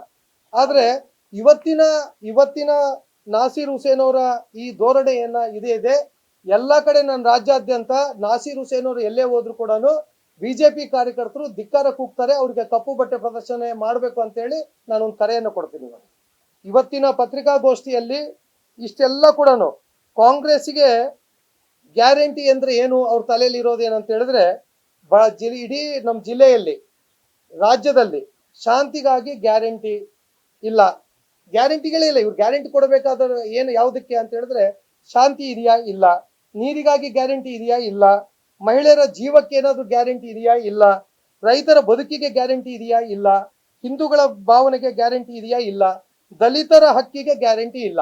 ಇವರು ಓನ್ಲಿ ಒಂದು ಗ್ಯಾರಂಟಿ ಕೊಡ್ತಾರೆ, ಯಾವುದು ಅಂತ ಹೇಳಿದ್ರೆ ಅಲ್ಪಸಂಖ್ಯಾತರಿಗೆ ಗ್ಯಾರಂಟಿ ಕೊಡ್ತಾರೆ, ಅಲ್ಪಸಂಖ್ಯಾತರ ಯೋಜನೆಗಳಿಗೆ ಗ್ಯಾರಂಟಿ ಕೊಡ್ತಾರೆ, ಮತಾಂಧರಿಗೆ ಜಿಹಾದಿಗಳಿಗೆ ಗ್ಯಾರಂಟಿ ಕೊಡ್ತಾರೆ, ಲವ್ ಜಿಹಾದ್ಗೆ ಗ್ಯಾರಂಟಿ ಕೊಡ್ತಾರೆ, ಗಲಭೆಕೋರರಿಗೆ ಭಯೋತ್ಪಾದಕರಿಗೆ ಕೇಸು ರದ್ದು ಮಾಡುವ ಗ್ಯಾರಂಟಿ ಕೊಡ್ತಾರೆ. ಹಾಗಾಗಿ ಇಷ್ಟು ಗ್ಯಾರಂಟಿಗಳನ್ನ ಕೊಟ್ಟಿದ್ದಾರೆ. ಹಾಗಾಗಿ ಇನ್ನೊಂದು ತಮ್ಮ ಗಮನಕ್ಕೆ ಪ್ರಮುಖವಾದಂತ ವಿಷಯವನ್ನ ತರ್ತೇನೆ ನಾನು. ಒಟ್ಟು ಈ ನೇಹಾ ಹಿರೇಮಠ ಅವರ ಪ್ರಕರಣ ಏನಿದೆ, ಹತ್ಯೆ ಆಗಿದೆ ಬಳ್ಳಾರಿಯಲ್ಲಿ. ನಾಳೆ 10 ಗಂಟೆಗೆ ದುರ್ಗಮ್ಮನ ಗುಡಿಯಿಂದ ನಾವು 10:10ವರೆಗೆ ದುರ್ಗಮ್ಮನ ದೇವಸ್ಥಾನದಿಂದ ನಾವೆಲ್ಲರೂ ಕೂಡ 10 ಗಂಟೆಗೆ ಸೇರೋದಕ್ಕೆ ಕರೆ ಕೊಟ್ಟಿದ್ದೀವಿ. 10ವರೆಗೆ ಆರಂಭ ಮಾಡ್ತೀವಿ. ಸುಮಾರು ದೊಡ್ಡ ಸಂಖ್ಯೆಯಲ್ಲಿ ಈ ಒಂದು ಪ್ರತಿಭಟನಾ ಮೆರವಣಿಗೆಯನ್ನ ಜಿಲ್ಲಾಧಿಕಾರಿಗಳಿಗೆ ತಗೊಂಡು ಹೋಗ್ತೇವೆ. ಚುನಾವಣಾಧಿಕಾರಿಗಳು ಅವರೇ ಆಗಿರೋದ್ರಿಂದ ದಯಮಾಡಿ ನಾನು ವಿನಂತಿ ಮಾಡ್ತೀನಿ, ಯಾವುದೇ ಕಾರಣಕ್ಕೆ ತಾವುಗಳು ಏಕಪಕ್ಷೀಯ ನಿರ್ಧಾರವನ್ನ ತಗೊಳ್ಬಾರ್ದು. ಮೊನ್ನೆ ಅಡಿಷನಲ್ SP ರವಿಕುಮಾರ್ ಅವರು ಏನಿದ್ದಾರೆ ಅವರನ್ನ ಅಮಾನತು ಮಾಡಬೇಕು ಮತ್ತು ಅವರನ್ನ ತಕ್ಷಣ ಚುನಾವಣೆ ಮುಗಿಯೋ ತನಕ ಆದ್ರೂ ಕೂಡ ಹೊರಗಡೆ ಕಳಿಸ್ಕೊಡ್ಬೇಕು. ಇದು ನಮ್ಮ ಬೇಡಿಕೆ. ಮತ್ತು ಈ ರೀತಿಯಾಗಿ ಅನೇಕ ಬೇಡಿಕೆಗಳನ್ನ ಇಟ್ಕೊಂಡು ನಾಳೆ ಪ್ರತಿಭಟನೆ ಮಾಡ್ತಾ ಇದ್ವಿ. ನೇಹಾ ಹಿರೇಮಠ ಅವರ ಪ್ರಕರಣ ಇರ್ಬೋದು, ಜೊತೆಯಲ್ಲಿ ಗದಗಲ್ಲಿನ ಒಂದೇ ಮನೆಯಲ್ಲಿ ಆಗಿರುವಂತಹ ಹತ್ಯೆಗಳಿರ್ಬೋದು, ಚನ್ನಗಿರಿಯಲ್ಲಿ ನಡೆದಂತಹ ಘಟನೆ ಇರ್ಬೋದು, ರಾಮನಗರದಲ್ಲಿ ಮತ್ತು ಮೈಸೂರಲ್ಲಿ ನಡೆದಂತ ಅತಿಥಿ ಗೃಹದಲ್ಲಿ ಆಗಿರುವಂತ ಘಟನೆ ಇರ್ಬೋದು. ಈ ರೀತಿಯಾಗಿ ಅನೇಕ ವಿಷಯಗಳನ್ನ ಇಟ್ಟುಕೊಂಡು ಪಾದಯಾತ್ರೆ ಕಾಂಗ್ರೆಸ್ ಸರ್ಕಾರದ ವಿರುದ್ಧ, ಜಿಲ್ಲಾಡಳಿತದ ವಿರುದ್ಧ ಮತ್ತು ಕಾನೂನು ಸುವ್ಯವಸ್ಥೆ ಭಂಗ ಆಗಿರುವುದರಿಂದ ಮತ್ತು ಇದು ಏಕಪಕ್ಷೀಯವಾಗಿ ತುಷ್ಟೀಕರಣ ಸರ್ಕಾರ ಇರೋದ್ರಿಂದ ಇದು ಜಾತ್ಯತೀತರ ಸರ್ಕಾರ ಅಲ್ಲ ಮತ್ತು ಯಾರಿಗೂ ನ್ಯಾಯ ಸಿಗಲ್ಲ ಅನ್ನುವ ಹೇಳಿಕೆಯನ್ನ ನಮ್ಮ ರಾಜ್ಯಾಧ್ಯಕ್ಷರು ಏನ್ ಕರೆ ಕೊಟ್ಟಿದ್ರು. ಇಡೀ ರಾಜ್ಯಾದ್ಯಂತ ಈ ರೀತಿಯ ಪ್ರತಿಭಟನೆಗಳು ಜಿಲ್ಲಾ ಕೇಂದ್ರಗಳಲ್ಲಿ ನಡೀತಾ ಇದೆ. ಆ ಪ್ರತಿಭಟನೆ ನಾಳೆ ಭಾರತೀಯ ಜನತಾ ಪಾರ್ಟಿ ವತಿಯಿಂದ ಎಲ್ಲರೂ ಜಾತಿ ಮತವನ್ನ ಮೀರಿ, ಬರೀ ನಾನು ಕರೆ ಕೊಡ್ತಾ ಇರೋದು ಒಬ್ಬ ಅಧ್ಯಕ್ಷನಾಗಿ ಕೇವಲ ಪಾರ್ಟಿ ಕಾರ್ಯಕರ್ತನಂತಲ್ಲ, ಇಡೀ ಬಳ್ಳಾರಿಯ ನಗರದ ಎಲ್ಲಾ ಸಮುದಾಯದವರು, ಎಲ್ಲಾ ಜಾತಿ ವರ್ಗದವರು, ಎಲ್ಲಾ ವಾಲಂಟ್ರಿಯಾಗಿ ಅವರು 2-3 ತಾಸು ಬಂದು ಈ ಪ್ರತಿಭಟನೆಯಲ್ಲಿ ಭಾಗವಹಿಸಿ ಅಂತೇಳಿ ಅವರಿಗೆ ಕಳಕಳಿ ವಿನಂತಿಯನ್ನ ತಮ್ಮ ಮೂಲಕ ನಾನು ಮಾಡ್ತಾ ಇದ್ದೀನಿ. ಈ ಅಲ್ಪಸಂಖ್ಯಾತರ ಅಭಿವೃದ್ಧಿ ಆಯ್ತು, ಅಲ್ಪಸಂಖ್ಯಾತರ ನಾವೇನು ಅವರಿಗೆ ಟೀಕೆ ಮಾಡಲ್ಲ, ನಾವು ಅಲ್ಪಸಂಖ್ಯಾತರ ಕಂಡ್ರೆ ನಮಗೆ ಆಗಲ್ಲ, ಇಂಥವು ಏನು ಭಾವನೆಗಳು ನಮಗಿಲ್ಲ. ನಾನು ಒಂದೇ ಒಂದು ನಮ್ಮ ಅಲ್ಪಸಂಖ್ಯಾತರ ಸಮುದಾಯದ ಹಿರಿಯರಿಗೆ ನಾನು ಒಂದೇ ಒಂದು ವಿನಂತಿ ಏನು ಮಾಡ್ತೀನಿ ಅಂದರೆ, ನಿಮ್ಮ ಹುಡುಗರು ದಾರಿ ತಪ್ಪುತ್ತಾ ಇದ್ದಾರೆ. ಈ ದಾರಿ ತಪ್ಪಿದ್ರೆ ಮುಂದೆ ಹಿಂಗೆ ಬೆಳ್ಕಂತ ಹೋದ್ರೆ ನಮ್ಮ ದೇಶದಲ್ಲಿ ಬಹಳ ಗಲಭೆ ಆಗ್ತದೆ. ನೀವು ನಿಮ್ಮ ಸಮುದಾಯದಲ್ಲಿ ನೀವು ಹಿರಿಯರಾದಾಗೆ ಆಗಿದ್ದೀರಾ, ನೀವು ದಯವಿಟ್ಟು ನಿಮ್ಮ ಮಕ್ಕಳಿಗೆ, ನಿಮ್ಮ ಯುವಕರಿಗೆ ನೀವು ಸ್ವಲ್ಪ ಬುದ್ಧಿ ಮಾತು ಹೇಳಿ, ಅವರಿಗೆ ಇವೆಲ್ಲ ತಪ್ಪು ಕಲ್ಪನೆಗಳು ಏನಿದಾವೆ ಇವೆಲ್ಲ ಅದನ್ನ ಕ್ಲಿಯರ್ ಮಾಡಿ, ನಮ್ಮ ಹಿಂದೂ ರಾಷ್ಟ್ರದಲ್ಲಿ, ನಮ್ಮ ಭಾರತದಲ್ಲಿ ಎಲ್ಲರೂ ಒಟ್ಟಿಗೆ, ಅವರಾಯ್ತು, ನಾವಾಯ್ತು, ಇನ್ನೊಂದು ಸಮುದಾಯ ಆಯ್ತು, ಎಲ್ಲರೂ ಒಟ್ಟಿಗೆ ನಮ್ಮ ದೇಶನ ಅಭಿವೃದ್ಧಿ ಮಾಡೋಣ ಅಂತ ಅವ್ರ ಹತ್ರ ನಾನು ಒಂದು ವಿನಂತಿ ಮಾಡ್ಕೊಂತೀನಿ. ಹಿಂಗೆ ಇದು ಮಾಡ್ಕೊಂತ ಹೋದ್ರೆ ಅವ್ರು ಮಾಡ್ತಾರೆ ನಾವು ಮಾಡ್ತೀವಿ, ಅವ್ರು ಮಾಡ್ತಾರೆ ನಾವು ಮಾಡ್ತೀವಿ, ಇದು ಮುಂದೆ ಈ ಕಂಟಿನ್ಯೂ ಇದೆ. ಈಗ ನಾವೊಂದು ಹೇಳ್ತೀವಿ, ಅವ್ರು ಮಾಡಿದ್ದಾರೆ. ಮಾನ್ಯ ಮುಖ್ಯಮಂತ್ರಿ ಅವರು ಹುಬ್ಬಳ್ಳಿಯಲ್ಲಿ ಓಕೆ 10,000 ರೂಪಾಯಿ ಅವಾಗ ಬಡ್ಜೆಟ್ ಟೈಮಲ್ಲಿ, ಇದರಲ್ಲಿ ಬೆಳಗಾಂ ಸೆಷನ್ ಇದ್ದಾಗ ಡಿಸೆಂಬರ್ ಅಲ್ಲಿ ಘೋಷಣೆ ಮಾಡಿದ್ದಾರೆ. 10,000 ರೂಪಾಯಿ ಅಲ್ಪಸಂಖ್ಯಾತರ ಬೋರ್ಡ್ಗೆ ನಾವೇನೋ ಇದು ಕೊಡ್ತೀವಿ, ಗ್ರಾಂಟ್, ಸ್ಪೆಷಲ್ ಗ್ರಾಂಟ್ ಅಂತ. ಅದು ಅವ್ರ ಪ್ರೆರೋಗೇಟಿವ್, ಅವರು ಕೊಡ್ಲಿ, ನಾವೇನು ಅದಕ್ಕೆ ಬೇಡ ಅನ್ನೋಲ್ಲ. ಅವ್ರಿಗೆ ಅಭಿವೃದ್ಧಿ ಮಾಡಕ್ ಕೊಡ್ಲಿ. ಬಟ್ ನೋಡಿ, ನಾನು ಹೇಳ್ತಾ ಇರೋದು ನಿಮಗೆ ಬಹಳ ಸೀರಿಯಸ್ ವಿಷಯ. ನೀವು ಅದನ್ನ ಡೈವರ್ಟ್ ಮಾಡಿ ಅದನ್ನ ಮತ್ತೆ ಹಿಂಗೆ ಗಲಭೆ ಆಗ್ತದೆ. ನಾನು ಹೇಳೋದು ಕಂಪ್ಲೀಟ್ ಆಗಿ ಕೇಳ್ರಿ ಫಸ್ಟ್. ನಾನು ಹೇಳ್ತಾ ಇರೋದು, ಆ ಸಮುದಾಯದವರು ಏನು ಹಿರಿಯರಿದ್ದಾರೆ ಅವ್ರು ಯುವಕರನ್ನ ತಿದ್ದ್ರಿ ಅಂತ ಹೇಳ್ತಾ ಇದ್ದೀನಿ. ಇದು ನಾನು ಹೇಳಿದೇನೋ ತಪ್ಪಿದೆಯಾ? ಅದು ಈಗ ನಮ್ಮ ಯುವಕರು ಏನಾದ್ರು ತಪ್ಪು ಮಾಡಿದ್ರೆ ನಾವು ತಿದ್ದುತ್ತೀವೇ ಇಲ್ಲ? ಇಲ್ಲಂದ್ರೆ ಇದು ಹಂಗೆ ಮುಂದೆ ನಡ್ಕೊಂಡು ಹೋಗ್ತದೆ. ನಾನು ಒಳ್ಳೇದಕ್ಕೆ ಹೇಳಿದ್ರೆ ನೀವೆಲ್ಲ ನನ್ನ ಮೇಲೆ ಎಗರಾಡಿದ್ರೆ ನಾನು ಏನ್ ಹೇಳಿ ನಾನ್ ಸರ್ಕಾರದ ಮಾತಾಡ್ತಾ ಇಲ್ಲ ಮಧುಸೂದನ್, ನಾನ್ ಸರ್ಕಾರದ ಮಾತಾಡ್ತಾ ಇಲ್ಲ. ಅಲ್ಲ ಒಂದ್ ಹೇಳ್ರಿ ಮಧುಸೂದನ್ ಅವರೇ, ನಾನ್ ಹೇಳಿದ್ದು ಏನಾದ್ರು ತಪ್ಪಿದ್ಯಾ? ಹಿರಿಯರು ಅಲ್ಲ ಎಲ್ಲಾ ಕಾಲಕ್ಕೂ ಹೇಳ್ತಾ ಇದೀಯ ಅಣ್ಣ. ನೀನ್ ಇನ್ನೊಂದು ಕೇಳು. ಇಲ್ಲಿ ಇಲ್ಲಿ ನೋಡು. ಆಯ್ತು ಈಗ ಬಿಟ್ಬಿಡ್ರಿ ಇದು. ಈಗ ಎಲ್ಲಾರು ಸುಮ್ಮನೆ ಯಾವ್ದು ಅಲ್ಲ ಯಾಕೆ ಮಾತಾಡಿಲ್ಲ? ಪ್ರತಿ ಸಾರಿನೂ ಗಲಭೆಗಳಾದಾಗ ಕೇಳ್ತೇನೆ ಇದೆ ವೆಂಕೋಬಿ ಅವರೇ. ಇನ್ನೊಂದು ಹೇಳ್ತೀನಿ. ಇಷ್ಟು ನೇಹಾ ಹಿರೇಮಠ ಅವರ ಸಭೀಗ ಸತೀಶ್ ಸರ್ ಹೇಳ್ತಾ ಇರೋದೇನು, ವಿಧಾನ ಪರಿಷತ್ ಸದಸ್ಯರು ಅಲ್ಲಿ ಬುದ್ಧಿವಾದ ಹೇಳ್ಬೇಕು, ಆ ಸಮಾಜದ ಮುಖಂಡರು, ಆ ಸಮಾಜದ ಮೌಲ್ಯಗಳು, ಈ ರೀತಿ ಹಿರಿಯರು ಯಾರು ಇದಾರೆ ಅನ್ನೋ ಮಾತನ್ನ ಹೇಳ್ತಿದ್ದಾರೆ. ಒಂದ್ ನಿಮಿಷ, ಇನ್ನೊಂದು ನಾನು ಕೇಳ್ತೇನೆ, ಅವ್ರು ಹೇಳ್ತಾ ಇರೋದನ್ನ ಅರ್ಥ ಮಾಡ್ಕೊಳ್ಬೇಕು ನೀವು. ಯಾಕಂದ್ರೆ ಒಂದಿದು ಅವ್ರು ಹೇಳಿದ್ದು. ಎರಡನೇದೇನಂತ ಹೇಳಿದ್ರೆ, ಯಾವೊಬ್ಬ ಕಾಂಗ್ರೆಸ್ ಲೀಡರ್ ಆದ್ರೂ ಕೂಡ ಇದು ತಪ್ಪಂತೇಳಿ ಒಂದು ಬಾಯಲ್ಲಿ ಬಂದಿದೆಯಾ? ಹೋಗ್ಲಿ, ಯಾರಾದ್ರೂ ಕಾಂಗ್ರೆಸ್ ಮುಖಂಡರಾಗ್ಲಿ, ಮುಸಲ್ಮಾನ್ ಸಮಾಜದ ಮುಖಂಡರಾಗ್ಲಿ ಈ ರೀತಿ ಹುಡುಗ ಫಯಾಜ್ ಮಾಡಿದ್ದಾನೆ ತಪ್ಪಂತ ಒಂದು ಸಣ್ಣ ಪ್ರತಿಭಟನೆ ನಡೀತಾ? ಯಾರು ಒಂದೇ ಹೇಳ್ತೀನಿ. ನಾನು ಬಳ್ಳಾರಿದ್ ಕೇಳ್ತೀನಿ ಸರ್, ನಾನು ಬಳ್ಳಾರಿದ್ ಕೇಳ್ತೀನಿ. ಅಲ್ಲ ಇನ್ನೊಂದು ಕೇಳ್ತೀನಿ. ಹೌದು, ಕಾಂಗ್ರೆಸ್ ಲೀಡರ್ ಒಂದು ಹೇಳಿಕೆ ಎಲ್ಲಾದ್ರೂ ಬಂತ? ಅಲ್ಲ ಹೇಳಿ, ಅಂಜುಮನ್ ಕಮಿಟಿ ಅವರು ಹೇಳ್ರಿ. ನಾನು ಕೇಳ್ತಿರೋದು ಬಳ್ಳಾರಿಯ ಕಾಂಗ್ರೆಸ್ ಲೀಡರ್ ಒಬ್ರು ಹೇಳಿದ್ರ? ನಾನು ಕೇಳ್ತೇನೆ, ಎಲ್ಲಿ ಕೂಡ ಮಾತಾಡಿಲ್ಲ. ನೀವು ಏನಂತ ಹೇಳಿ ಇರೋ ವಾಸ್ತವ ಸ್ಥಿತಿಯನ್ನ ಕಾಂಗ್ರೆಸ್ನವ್ರು ಒಪ್ಕೊಳ್ಳೋದಕ್ಕೆ ರೆಡಿ ಇಲ್ಲ. ಕಾಂಗ್ರೆಸ್ನವ್ರು ಒಪ್ಕೊಳ್ಬೇಕು, ಮಾನಸಿಕತೆ ಅವ್ರದ್ದು ಕುಗ್ಗುತ್ತಾ ಇದೆ. ಇದನ್ನ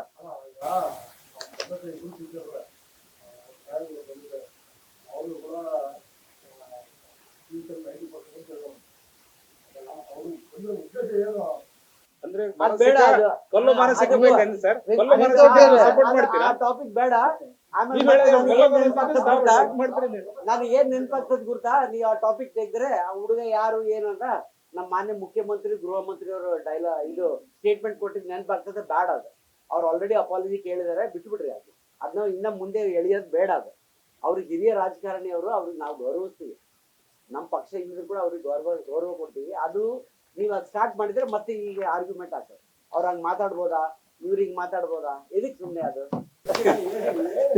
ಮುಂದಿಂದು ನಮ್ಮ ಎಲೆಕ್ಷನ್ ವಿಚಾರ ಬರ್ತಿಲ್ಲ. ನಮ್ಮ ಪಕ್ಷದವರು ನಾವು ಏನೇನು ಕಾರ್ಯಕ್ರಮಗಳು ಹಮ್ಮಿಕೊಂಡಿವಿ ಎಲೆಕ್ಷನ್ ಇದರಿಂದ ಅಂತ ನಾನು ಈಗ ಒಂದು ಬ್ರೀಫ್ ಆಗಿ ಹೇಳ್ತೀನಿ, ಒಂದ್ 2 ನಿಮಿಷದಲ್ಲಿ. ಮನೆ ಸಂಪರ್ಕ ಅಂತ ಮಾಡ್ತಿದ್ವಿ, ಮಹಾ ಸಂಪರ್ಕ ಅಭಿಯಾನ ಅಂತ 2 ಹಂತದಲ್ಲಿ ಮಾಡ್ತೀವಿ. ಒಂದು 22, 23, 24 ಏಪ್ರಿಲ್, ಆಮೇಲೆ 2nd, 3rd, 4th ಮೇ. ನಮ್ಮ ಕಾರ್ಯಕರ್ತರು ಎಲ್ಲ ಮನೆಗೆ ಹೋಗಿ, ಅವರ ಬೂತ್ ಅಲ್ಲಿ ಇದ್ದವರು ಎಲ್ಲ ಕಾರ್ಯಕರ್ತರು ಪ್ಲಸ್ ನಾವೆಲ್ಲರೂ ವಾಲಂಟರಿಯಾಗಿ ಹೋಗಿ ಮನೆ ನಮ್ಮ ವಾರ್ಡ್, ನಮ್ಮ ಬೂತ್ ಅಲ್ಲಿ ಎಲ್ಲ ಮನೆಗಳು ಸಂಪರ್ಕ ಮಾಡ್ತಾ ಇದೀವಿ. ಇದನ್ನ ಮೇ 2, 3, 4 ಮನೆ ಸಂಪರ್ಕ ಅಭಿಯಾನ 2, 3, 22nd, 23rd, 24th of April.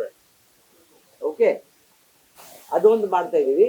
ಆಮೇಲೆ ನಿಮಗೆ ಇನ್ನ ಒಂದ್ 2 ಪ್ರೋಗ್ರಾಮ್ ತಿಳಿಸ್ತೀನಿ. ನಮ್ಮ ರಾಜ್ಯ ನಾಯಕರು ಬರೋರು ಒಬ್ಬರು ಈಗ ಕನ್ಫರ್ಮ್ ಆಗಿದೆ.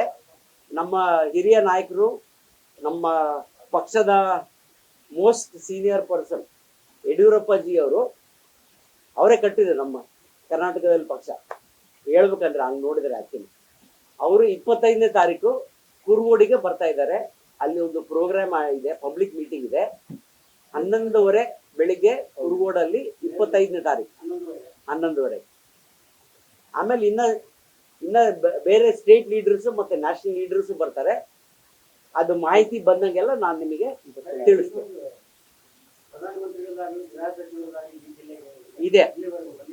ಇದೆ ಆಕ್ಚುಲಿ 26ನೇ ತಾರೀಕು ಅಮಿತ್ ಶಾ ಇದ್ದು ಪ್ರೋಗ್ರಾಮ್ ಇತ್ತು. ಅವರು ಪೋಸ್ಟ್ಪೋನ್ ಮಾಡಿದಾರೆ. ಅದು ಹೊಸ ಡೇಟ್ ಕೊಡ್ತೀನಿ ಅಂತ ಹೇಳಿದಾರೆ. 26ನೇ ತಾರೀಕು ಹಾಸ್ಪಿಟಲ್ ಇತ್ತು. ಪವನ್ ಕಲ್ಯಾಣ್ ಅವರು ಅವರಿಗೆ ಡೇಟ್ ಇದಾಗ್ಲಿಲ್ಲ, ಇನ್ನೊಂದು ಡೇಟ್ ಕೊಡ್ತೀರಾ ಅಂತ ಅವ್ರ ರಿಕ್ವೆಸ್ಟ್ಗೆ ನಾವು ಅದನ್ನ ಕ್ಯಾನ್ಸಲ್ ಆಗಿಲ್ಲ, ಪೋಸ್ಟ್ಪೋನ್ ಆಗಿದೆ. ಅವ್ರು ಇನ್ನೊಂದು ಡೇಟ್ ಕೊಡ್ತೀರಾ ಅಂತ ಹೇಳಿದ್ರು ಪವನ್ ಕಲ್ಯಾಣ್ ಅವರು. 17ಕ್ಕೆ ಏನಿತ್ತು, ಮತ್ತೆ ಇನ್ನೊಂದು ಡೇಟ್ ಹತ್ತಿರದಲ್ಲೇ ಬರ್ತಾರೆ, ಕೊಡ್ತಾರ. ಡೇಟ್ ಕೊಟ್ಟಿಲ್ಲ ನಾವು. ನಮ್ಮ ಗೃಹ ಮಂತ್ರಿ ಅವರು, ಕೇಂದ್ರ ಗೃಹ ಮಂತ್ರಿ ಅವರು ಡೇಟ್ ಈಗ ಶಾರ್ಟ್ಲಿ ತಿಳಿಸ್ತಾರೆ. 26 ಇದ್ದಿದ್ದು ಪ್ರೋಗ್ರಾಮ್ ಈಗ ಪೋಸ್ಟ್ಪೋನ್ ಆಗಿದೆ, ಹಾಸ್ಪಿಟಲ್ ಇತ್ತವ್ರು. ಜಿಲ್ಲಾಡಳಿತ ಹಾಗೂ ಜಿಲ್ಲಾ ಸ್ವೀಪ್ ಸಮಿತಿ ವತಿಯಿಂದ ಲೋಕಸಭಾ ಸಾರ್ವತ್ರಿಕ ಚುನಾವಣೆ 2024ರ ಮತದಾನ ಜಾಗೃತಿ ಅಭಿಯಾನದ ಅಂಗವಾಗಿ ಮ್ಯಾರಥಾನ್ ಓಟ ಹಮ್ಮಿಕೊಳ್ಳಲಾಗಿತ್ತು. ಜಿಲ್ಲಾಡಳಿತ ಹಾಗೂ ಜಿಲ್ಲಾ ಸ್ವೀಪ್ ಸಮಿತಿ ವತಿಯಿಂದ ಲೋಕಸಭಾ ಸಾರ್ವತ್ರಿಕ ಚುನಾವಣೆ 2024ರ ಮತದಾನ ಜಾಗೃತಿ ಅಭಿಯಾನದ ಅಂಗವಾಗಿ ಭಾನುವಾರ ಬೆಳಗ್ಗೆ ನಗರದ ರೈಲ್ವೆ ನಿಲ್ದಾಣದ ಆವರಣದಲ್ಲಿ ಏರ್ಪಡಿಸಿದ್ದ ಮ್ಯಾರಥಾನ್ ಓಟ ಕಾರ್ಯಕ್ರಮವನ್ನು ಜಿಲ್ಲಾ ಚುನಾವಣಾಧಿಕಾರಿ ಪ್ರಶಾಂತ್ ಕುಮಾರ್ ಮಿಶ್ರಾ ಅವರು ಹಸಿರು ನಿಶಾನೆ ತೋರುವ ಮೂಲಕ ಚಾಲನೆ ನೀಡಿದರು. ಮ್ಯಾರಥಾನ್ ಓಟವು ರೈಲ್ವೆ ನಿಲ್ದಾಣ ಮುಂಭಾಗದ ಆವರಣದಿಂದ ಆರಂಭವಾಗಿ HR ಗವಿಯಪ್ಪ ವೃತ್ತದಿಂದ ಜೋಳದ ರಾಶಿ ದೊಡ್ಡನಗೌಡ ರಂಗಮಂದಿರ ಮಾರ್ಗವಾಗಿ ಮೊದಲನೇ railway gate, Kaul Bazaar police ಠಾಣೆ, ಬೆಳಗಲ್ ಕ್ರಾಸ್, ರೇಡಿಯೋ ಪಾರ್ಕ್ ಮೂಲಕ ಸರ್ಕಾರಿ ITI ಕಾಲೇಜ್ ಮೈದಾನ ತಲುಪಿ ಮುಕ್ತಾಯಗೊಂಡಿತು.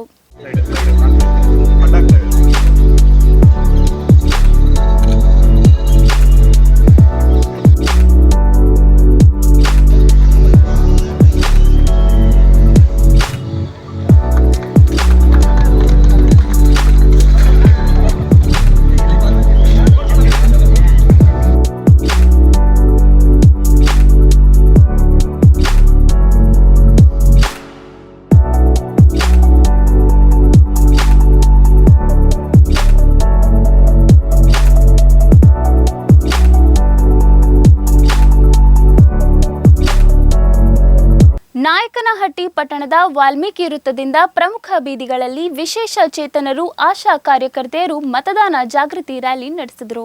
ನಾಯಕನಹಟ್ಟಿ ಪಟ್ಟಣದಲ್ಲಿ ವಿಶೇಷ ಚೇತನರು ಹಾಗೂ ಆಶಾ ಕಾರ್ಯಕರ್ತೆಯರು ಮತದಾನ ಜಾಗೃತಿ ರ್ಯಾಲಿ ನಡೆಸಿದ್ದು, ರ್ಯಾಲಿಗೆ ಚಾಲನೆ ನೀಡಿ ಪಟ್ಟಣ ಪಂಚಾಯಿತಿ ಮುಖ್ಯಾಧಿಕಾರಿ ಎ ನಸರುಲ್ಲಾ ಇದೇ ತಿಂಗಳು 26ರಂದು ನಡೆಯಲಿರುವ ಸಾರ್ವತ್ರಿಕ ಲೋಕಸಭಾ ಚುನಾವಣೆಯಲ್ಲಿ ಪ್ರತಿಯೊಬ್ಬರೂ ತಪ್ಪದೇ ಮತದಾನ ಮಾಡಬೇಕೆಂದು ತಿಳಿಸಿದರಲ್ಲದೆ ಮತದಾರರು ಯಾವುದೇ ಆಮಿಷಕ್ಕೆ ಒಳಗಾಗದೆ ನಿಮ್ಮ ಮನಸ್ಸಿನಲ್ಲಿರುವ ಉತ್ತಮ ವ್ಯಕ್ತಿಗೆ ಮತ ಚಲಾಯಿಸಿ ಎಂದು ವಿನಂತಿಸಿದರು.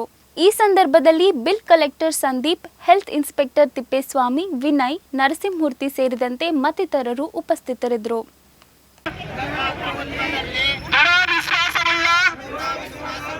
ಭಾರತದ ಪೌರರಾದ ನಾವು ನಮ್ಮ ದೇಶದ ಪ್ರಜಾಸತ್ತಾತ್ಮಕ ಸಂಪ್ರದಾಯಗಳು ಮತ್ತು ಮುಕ್ತ, ನ್ಯಾಯಸಮ್ಮತ ಮತ್ತು ಶಾಂತಿಯುತ ಚುನಾವಣೆಗಳ ಘನತೆಯನ್ನು ಎತ್ತಿ ಹಿಡಿಯುತ್ತೇವೆಂದು ಮತ್ತು ಪ್ರತಿಯೊಂದು ಚುನಾವಣೆಯಲ್ಲಿ ನಿರ್ಭೀತರಾಗಿ ಮತ್ತು ಧರ್ಮ, ಜನಾಂಗ, ಜಾತಿ, ಮತ, ಭಾಷೆ ಅಥವಾ ಯಾವುದೇ ಪ್ರೇರೇಪಣೆಗಳ ದಾಕ್ಷಿಣ್ಯಗಳಿಂದ ಪ್ರಭಾವಿತರಾಗದೆ ಮತ ಚಲಾಯಿಸುತ್ತೇವೆಂದು ಈ ಮೂಲಕ ಪ್ರತಿಜ್ಞೆ ಸ್ವೀಕರಿಸುತ್ತೇವೆ. ಪಟ್ಟಣ ಪಂಚಾಯಿತಿಯಿಂದ ಪಾದಗಟ್ಟೆವರೆಗೂ, ಪಾದಗಟ್ಟೆಯಿಂದ ಅಂಬೇಡ್ಕರ್ ಸರ್ಕಲ್ ಮತ್ತು ದೇವಸ್ಥಾನದ ತೇರು ಬೀದಿ ರಸ್ತೆ ಮೂಲಕ ವಾಲ್ಮೀಕಿ ಸರ್ಕಲ್ವರೆಗೂ ವಿಕಲಚೇತನರು ಬೈಕ್ ರ್ಯಾಲಿ ಮೂಲಕ ಒಂದು ಜಾಥಾ ಕಾರ್ಯಕ್ರಮವನ್ನು ಯಶಸ್ವಿಯಾಗಿ ಗೊಳಿಸಿದ್ದಾರೆ. ಈ ಕಾರ್ಯಕ್ರಮದಲ್ಲಿ ಆಗಮಿಸಿರುವಂತಹ ವಿಕಲಚೇತನರಿಗೂ ಹಾಗೂ ಸಂಘ ಸಂಸ್ಥೆಯ ಸ್ವಸಹಾಯ ಸಂಘ ಸಂಸ್ಥೆಯ ಮಹಿಳೆಯರಿಗೂ, ಆಶಾ ಕಾರ್ಯಕರ್ತರಿಗೂ, ಅಂಗನವಾಡಿ ಕಾರ್ಯಕರ್ತರಿಗೂ ಎಲ್ಲರಿಗೂ ಸ್ವಾಗತವನ್ನು ಕೋರುತ್ತಾ, ಇವತ್ತಿನ ದಿನ ಈ ಜಾಥಾ ಕಾರ್ಯಕ್ರಮ ಮಾಡಲು ಉದ್ದೇಶವೇನೆಂದರೆ ಏಪ್ರಿಲ್ 26ರಂದು ಮತದಾನವಿದೆ.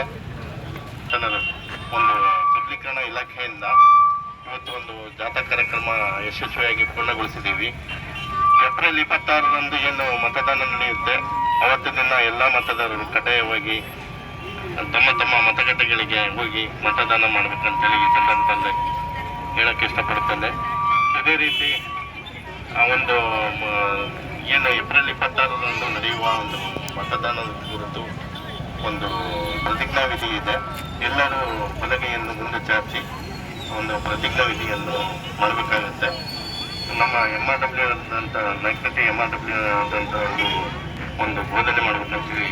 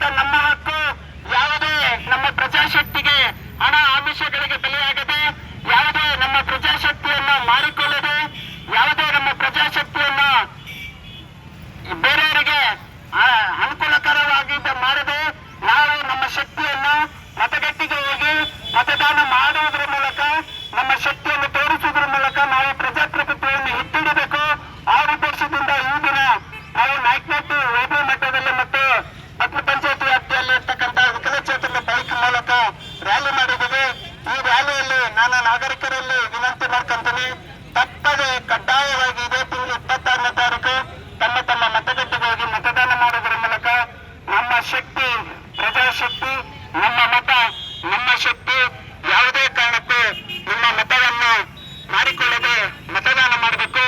ಸಂಸದನಾಗಿದ್ದಾಗ ನಾನು ಉತ್ತಮ ಕೆಲಸಗಳನ್ನ ಮಾಡಿದ್ದೇನೆ, ಆದರೆ ಇಂದು ನನ್ನನ್ನು ವಿಲನ್ ರೀತಿ ಬಿಂಬಿಸಲಾಗುತ್ತಿದೆ ಎಂದು ಮಾಜಿ ಸಂಸದ ಕರಡಿ ಸಂಗಣ್ಣ ನುಡಿದರು. ಕೊಪ್ಪಳ ಲೋಕಸಭಾ ಚುನಾವಣೆಯ ಹಿನ್ನೆಲೆಯಲ್ಲಿ ಮರ್ಲಾನಹಳ್ಳಿ ಶ್ರೀ ವೆಂಕಟೇಶ್ವರ ಸ್ವಾಮಿ ದೇವಸ್ಥಾನದ ಆವರಣದಲ್ಲಿ ಆಯೋಜಿಸಲಾಗಿದ್ದ ಬಹಿರಂಗ ಸಭೆಯಲ್ಲಿ ಕಾರ್ಯಕ್ರಮವನ್ನು ಉದ್ದೇಶಿಸಿ ಮಾತನಾಡಿದ ಕರಡಿ ಸಂಗಣ್ಣನವರು, ರಾಜಕೀಯದಲ್ಲಿ ನನ್ನ ಕೆಲಸ, ನಾನೇನು ಬಿಸ್ನೆಸ್ ಮ್ಯಾನ್ ಅಲ್ಲ, ನನಗೆ ಯಾವುದೇ ಕೆಲಸ ಗೊತ್ತಿಲ್ಲ. ಬಿಜೆಪಿಯಲ್ಲಿ ಇಲ್ಲಿವರೆಗೂ ಉತ್ತಮ ಕೆಲಸ ನಿರ್ವಹಿಸಿದ್ದೇನೆ, ಅಭಿವೃದ್ಧಿ ಕಾರ್ಯಗಳನ್ನು ಮಾಡಿದ್ದೇನೆ, ಆದರೆ ಇಂದು ನನ್ನನ್ನು ವಿಲನ್ ತರಹ ಬಿಂಬಿಸುತ್ತಿದ್ದಾರೆ ಎಂದು ವಿಷಾದ ವ್ಯಕ್ತಪಡಿಸಿದರು. ಈ ಸಂದರ್ಭದಲ್ಲಿ ಕನ್ನಡ ಮತ್ತು ಸಂಸ್ಕೃತಿ ಸಚಿವ ಶಿವರಾಜ್ ಎಸ್ ತಂಗಡಗಿ ಅವರು ಮಾತನಾಡಿ, ಈ ಬಾರಿ ಕಾಂಗ್ರೆಸ್ಗೆ ಬೆಂಬಲಿಸುವಂತೆ ಮನವಿ ಮಾಡಿದರು. ಚುನಾವಣೆಗಳನ್ನು ನಾವು ಎದುರಿಸಬೇಕಾಗ್ತದೆ ಪ್ರತಿ 5 ವರ್ಷಕ್ಕೊಂದು ಸಾರಿ. ಸ್ವತಂತ್ರದ ನಂತರ ಡಾಕ್ಟರ್ ಬಾಬಾ ಅಂಬೇಡ್ಕರ್ ಅವರು ನಮಗೇನಿವತ್ತ ರಚನೆ ಮಾಡಿಕೊಟ್ಟಿದ್ದಾರೆ ಸಂವಿಧಾನವನ್ನ. ಆ ಸಂವಿಧಾನವನ್ನ ಗಟ್ಟಿಗೊಳಿಸ್ತಕ್ಕಂಥ ಹಿನ್ನೆಲೆಯಲ್ಲಿ ಮತ್ತು ನಮ್ಮ 5 ವರ್ಷದ ಭವಿಷ್ಯವನ್ನ ಬರೀತಕ್ಕಂಥ ಹಿನ್ನೆಲೆಯಲ್ಲಿ ಇವತ್ತ ರಾಜಶೇಖರ್ ಅವರಿಗೆ ನೀವು ಆಶೀರ್ವಾದವನ್ನ ಮಾಡತಕ್ಕಂಥ ಒಂದು ಕಾರ್ಯಕ್ರಮ ಇದೆ. ಮತ್ತು ಸಂವಿಧಾನದಲ್ಲಿ ಏನ್ ಹೇಳಿದ್ದಾರೆ ಅಂತಂದ್ರೆ ಸಮಾನತೆ, ಸ್ವಾತಂತ್ರ್ಯ ಮತ್ತು ಭಾತೃತ್ವ ಅಂತ. ಇವೆಲ್ಲವೂ ಕೂಡ ಈ ಡೆಮಾಕ್ರಸಿ ಸಿಸ್ಟಮ್ನಲ್ಲಿರ್ತಕ್ಕಂಥ ಡಿಸೈರ್ಸ್ ಅಂತ ಕರೀತಾರೆ, ಸಂವಿಧಾನದ ಆಶಯಗಳಂತ ಕರೀತಾರೆ. ಇವನ್ನೆಲ್ಲವೂ ಕೂಡ ನಾವು ಇದನ್ನ ಪೂರೈಸಿಕೊಳ್ಬೇಕಾದ್ರೆ ಈ ಚುನಾವಣೆಗಳನ್ನು ನಾವು ಮಾಡಬೇಕಾಯ್ತು. ಹಾಗಾಗಿ ನಮ್ಮ ಅಭ್ಯರ್ಥಿಯ ಬಗ್ಗೆ ಈಗಾಗಲೇ ತಿಳ್ಕೊಂಡಿದ್ರೆ ಅಂತೇಳಿ ಕೂಡ ನಾನು ಭಾವಿಸ್ತೇನೆ. ರಾಜಶೇಖರ್ ಅವರು ಈಗಾಗಲೇ ಜಿಲ್ಲಾ ಪಂಚಾಯತಿ ಅಧ್ಯಕ್ಷರಾಗಿ ಕೆಲಸ ಕಾರ್ಯಗಳನ್ನು ಮಾಡಿರ್ತಕ್ಕಂಥ ಒಬ್ಬ ಯುವಕ ಮತ್ತು ಇವತ್ತ ಈ ಕ್ಷೇತ್ರದ ಸಂಸದರಾಗಬೇಕಂತೇಳಿ ಬಯಕೆಯನ್ನು ಇಟ್ಕೊಂಡು ಈಗೇನು ವೇದಿಕೆಯ ಮೇಲೆ ಕುಳಿತಿರ್ತಕ್ಕಂಥ ಎಲ್ಲ ನಾಯಕರ ಸಹಮತದಿಂದ ನಿಮ್ಮ ಹತ್ರ ಈ ಒಂದು ಮತಭಿಕ್ಷೆಗೆ ಬಂದಿದ್ದಾರೆ. ಅವ್ರನ್ನ ತಾವು ಆಶೀರ್ವದಿಸ್ಬೇಕಂತೇಳಿ ಮತ್ತೊಮ್ಮೆ ಕೇಳ್ಕೊಳ್ಳಿಕ್ಕೆ ಬಯಸ್ತೇನೆ. ಈಗ ನನ್ನ ಬಗ್ಗೆ ಬಿಜೆಪಿಯಲ್ಲಿ ಇದ್ರು, ಬಿಜೆಪಿಯಿಂದ ವಾಪಸ್ ಕಾಂಗ್ರೆಸ್ ಬಂದಿದ್ದಾರೆ ಅಂತ ನಾನು ನೆನಪು ಮಾಡ್ಕೊಳ್ತೇನೆ. 78ರಲ್ಲಿ ನಾನು TDP ಮೆಂಬರ್ ಆಗಬೇಕಾದ್ರೆ ಕಾಂಗ್ರೆಸ್ ಪಕ್ಷದಿಂದ ಆಗಿದ್ದ ಸಂದರ್ಭದಲ್ಲಿ ಇವತ್ತು ಮತ್ತೆ ಕಾಂಗ್ರೆಸ್ ಪಕ್ಷಕ್ಕೆ ಬರ್ತಕ್ಕಂಥದ್ದು ಇವತ್ತು ಕಾಲಚಕ್ರ ತಿರುಗ್ತದಂತಾರಲ್ಲ ಹಾಗೆ. ಮೊನ್ನೆ ಕೊಪ್ಪಳದಲ್ಲಿ ಸಭೆ ಆಯಿತು. ಭಾರತೀಯ ಜನತಾ ಪಕ್ಷದ ಅಭ್ಯರ್ಥಿಯ ನಾಮಿನೇಷನ್ ಒಂದು ಸಭೆಯನ್ನ ಮಾಡ್ತಾರೆ. ಅಲ್ಲಿ ತಂಗಡಿಗೆಯವರ ಗುಣಗಾನ, ನಮ್ಮ ಗುಣಗಾನ ಜಾಸ್ತಿ ಮಾಡಿರ್ತಕ್ಕಂಥದ್ದಂದ್ರೆ ಮೋದಿಯವರು ಮೂವರು ಮಾತ್ರ ಜಪಿಸಿದ್ರು.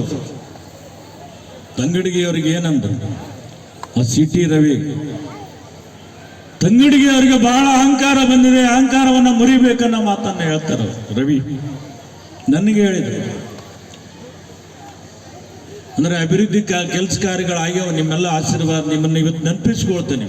ನನಗೆ 2 ಅವಧಿ ನೀವೇನ ಇಲ್ಲಿ ಕೂತಿರ್ತಕ್ಕಂಥವ್ರು ಎಲ್ಲರೂ ಆಶೀರ್ವಾದವನ್ನ ಮಾಡಿದಿರಲ್ಲ, ಆ ಆಶೀರ್ವಾದದ ಋಣವನ್ನ ತೀರಿಸಲಿಕ್ಕೆ ಆಗಿಲ್ಲ ಅನ್ನೋ ಮಾತನ್ನು ಕೂಡ ಈ ಸಂದರ್ಭದಲ್ಲಿ ಹೇಳ್ತೀನಿ.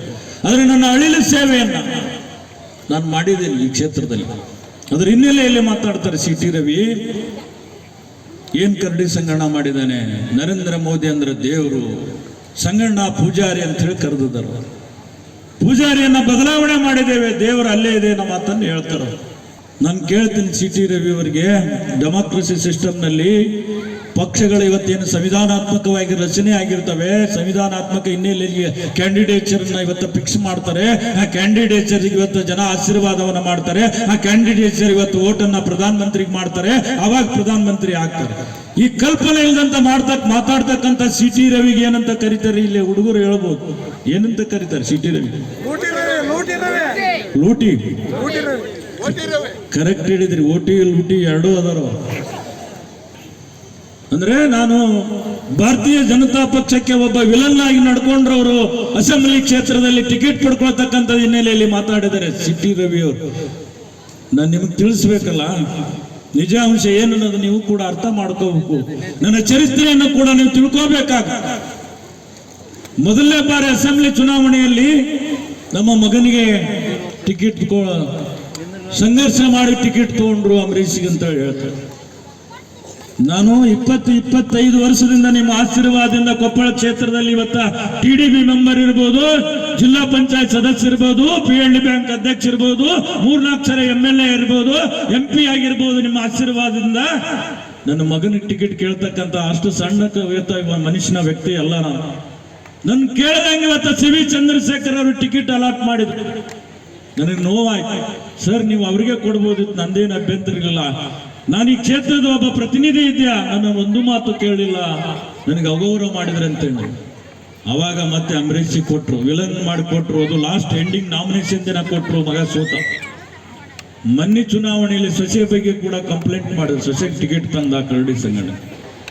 ನಾನು ಹೇಳಿದ್ದೆ, ವೀಕ್ಷಕರು ಬಂದಂತ ಸಂದರ್ಭದಲ್ಲಿ ನನ್ನ ಮಕ್ಕಳು ಯಾರು ಕೂಡ ರಾಜಕೀಯದಲ್ಲಿ ಇವತ್ತ ಜನರ ಜೊತೆ ಬೆರೀಲಿಲ್ಲ, ನಮ್ಮ ಮನೆಯ ಕುಟುಂಬದ ಇವತ್ತ ಕ್ಲೇಮ್ ಇಲ್ಲ, ನಾವ್ಯಾರು ಅಭ್ಯರ್ಥಿಗಳಾಗಲ್ಲ, ನೀವು ಬೇರೆ ಅಭ್ಯರ್ಥಿ ನೋಡ್ಕೊಡ್ರಿ ಅಂತ ನಮ್ಮ ಮಾತನ್ನ ಹೇಳಿದ್ದೆ ನಾವು.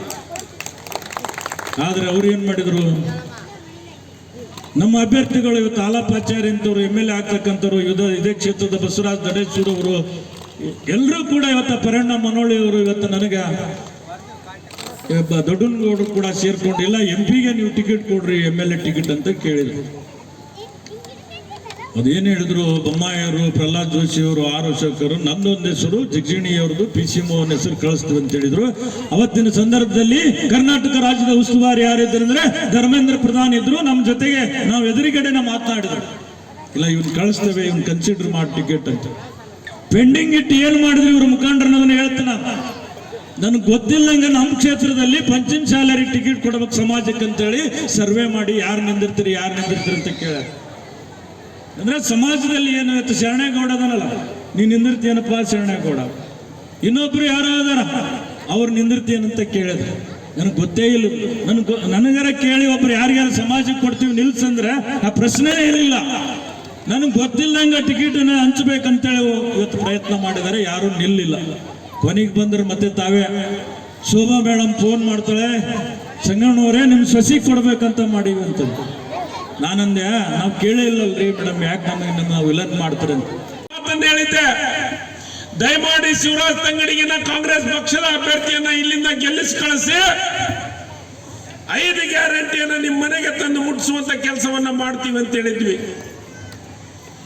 ಇವತ್ತ 5 ಗ್ಯಾರಂಟಿಯನ್ನ 1 ವರ್ಷ ಆಗಿಲ್ಲ. 1 ವರ್ಷದೊಳಗಾಗಿ ನಮ್ಮ ಮುಖ್ಯಮಂತ್ರಿಗಳಂತ ಸಿದ್ದರಾಮಯ್ಯನವರು, ನಮ್ಮ ರಾಜ್ಯದ ಅಧ್ಯಕ್ಷರಾದ DK ಶಿವಕುಮಾರ್ ಅವರು, ಮಲ್ಲಿಕಾರ್ಜುನ್ ಖರ್ಗೆ ಅವರು, ರಾಹುಲ್ ಗಾಂಧಿ ಅವರು, ಸೋನಿಯಾ ಗಾಂಧಿ ಅವರು, ಪ್ರಿಯಾಂಕಾ ಗಾಂಧಿ ಅವರು ಒಂದು ಮಾತನ್ನು ಹೇಳಿದ್ರು, ಆ ಹೆಣ್ಮಕ್ಕಳಿಗೆ 5 ಗ್ಯಾರಂಟಿಗಳನ್ನು 1 ವರ್ಷದೊಳಗಾಗಿ ಲೋಕಸಭಾ ಚುನಾವಣೆಯೊಳಗಾಗಿ ಅವ್ರ ಮನೆಗೆ ತಲುಪಿಸುವಂತ ಕೆಲಸವನ್ನ ಮಾಡ್ಬೇಕಂತ ಹೇಳಿದ್ರು. ಇವತ್ತು ನಿಮ್ಮ ಮನೆಗೆ ತಲುಪಿಸುವಂತ ಕೆಲಸವನ್ನ ಮಾಡಿದ್ದೀವಲ್ಲಮ್ಮ, ಮಾಡಿವಲ್ಲ. ನಿಮಗೇನ್ ಮಾತು ಕೊಟ್ಟಿದ್ವಿ ಅದನ್ನು ಈಡೇರಿಸಿದ್ದೀವಿ. ಇವತ್ತ ಮೊದಲನೇ ಯೋಜನೆ ಶಕ್ತಿ. ನನ್ನ ತಾಯಂದಿರಿಗೆ ಇಡೀ ರಾಜ್ಯದೊಳಗೆ ಯಾವ ಮೂಲೆ ಬೇಕಾದ್ರೂ ಬಸ್ಸಿಗೆ ಹತ್ತಬಹುದು, ಸರ್ಕಾರಿ ಬಸ್ಸಿಗೆ. ಕಾರಟಗಿಯ ಮರ್ಲಾನಹಳ್ಳಿ ಸರ್ಕಾರಿ ಶಾಲೆಯಲ್ಲಿ ಮಹಾವೀರ ಜಯಂತಿಯನ್ನ ಸರಳವಾಗಿ ಆಚರಿಸಲಾಯಿತು.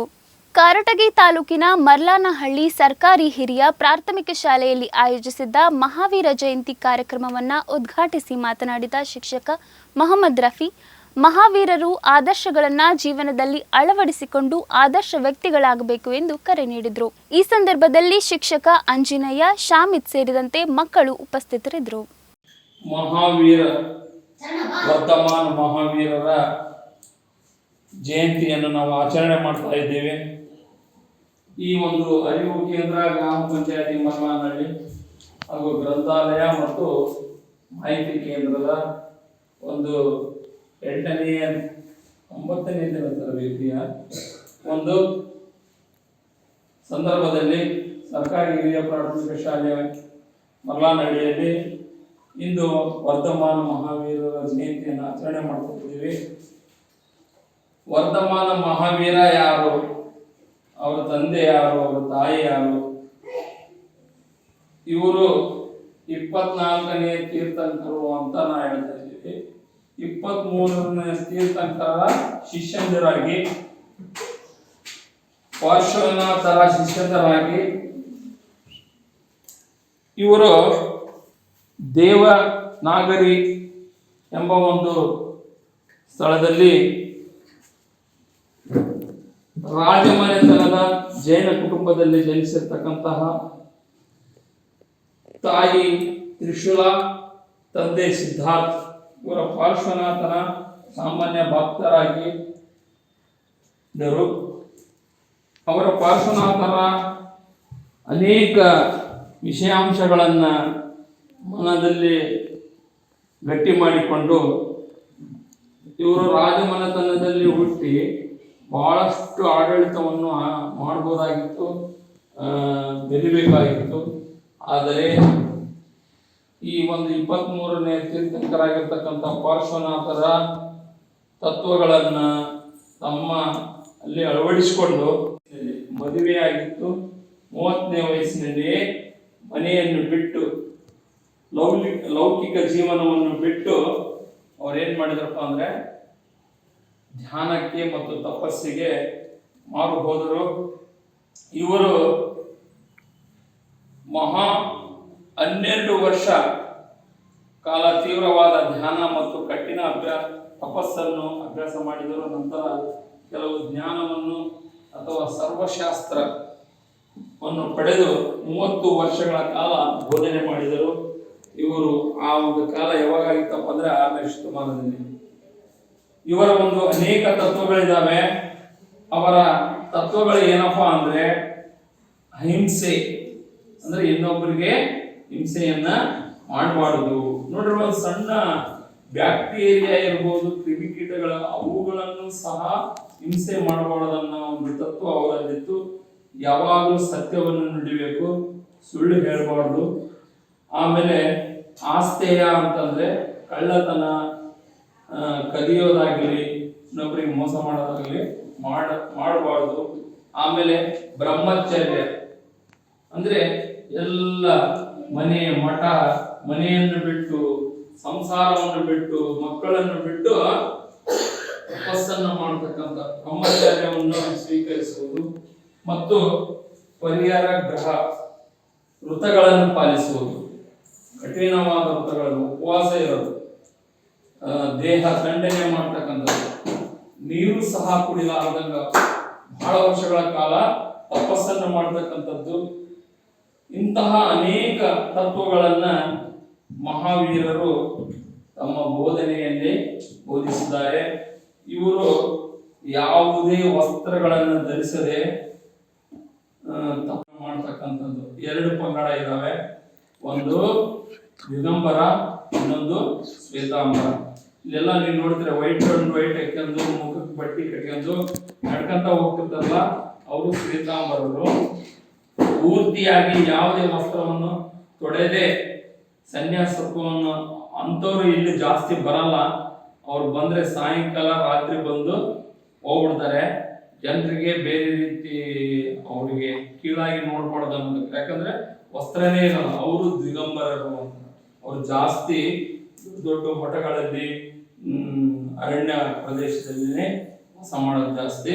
ಇವರು ದಿಗಂಬರರು. ಇವರು ಮಹಾವೀರ ವರ್ಧಮಾನ ಅಂತ ನಾವು ಕರಿತೀವಿ. ಇವರಿಗೆ 24ನೇ ತೀರ್ಥಂಕರರು. ನೋಡ್ರಿ, ಟೋಟಲ್ 24ನೇ ತೀರ್ಥಂಕರರೇ ಈ ಒಂದು ಜೈನ ಧರ್ಮದ ಅನೇಕ ತತ್ವಗಳನ್ನು ಸಾರಿ ಜನರಲ್ಲಿ ಒಂದು ಈ ಧರ್ಮವನ್ನ ಪ್ರಚಾರ ಮಾಡಿರ್ತಕ್ಕಂಥ ಮಹಾನ್ ವ್ಯಕ್ತಿಗಳಾಗಿದ್ದರು. ಇದಾಗಿತ್ತು ಇಂದಿನ ಕನ್ನಡ ನಾಡು ನ್ಯೂಸ್. ಇದು ಕನ್ನಡಿಗರ ನಾಡಿ ಮಿಡಿತ. ನಮಸ್ಕಾರ.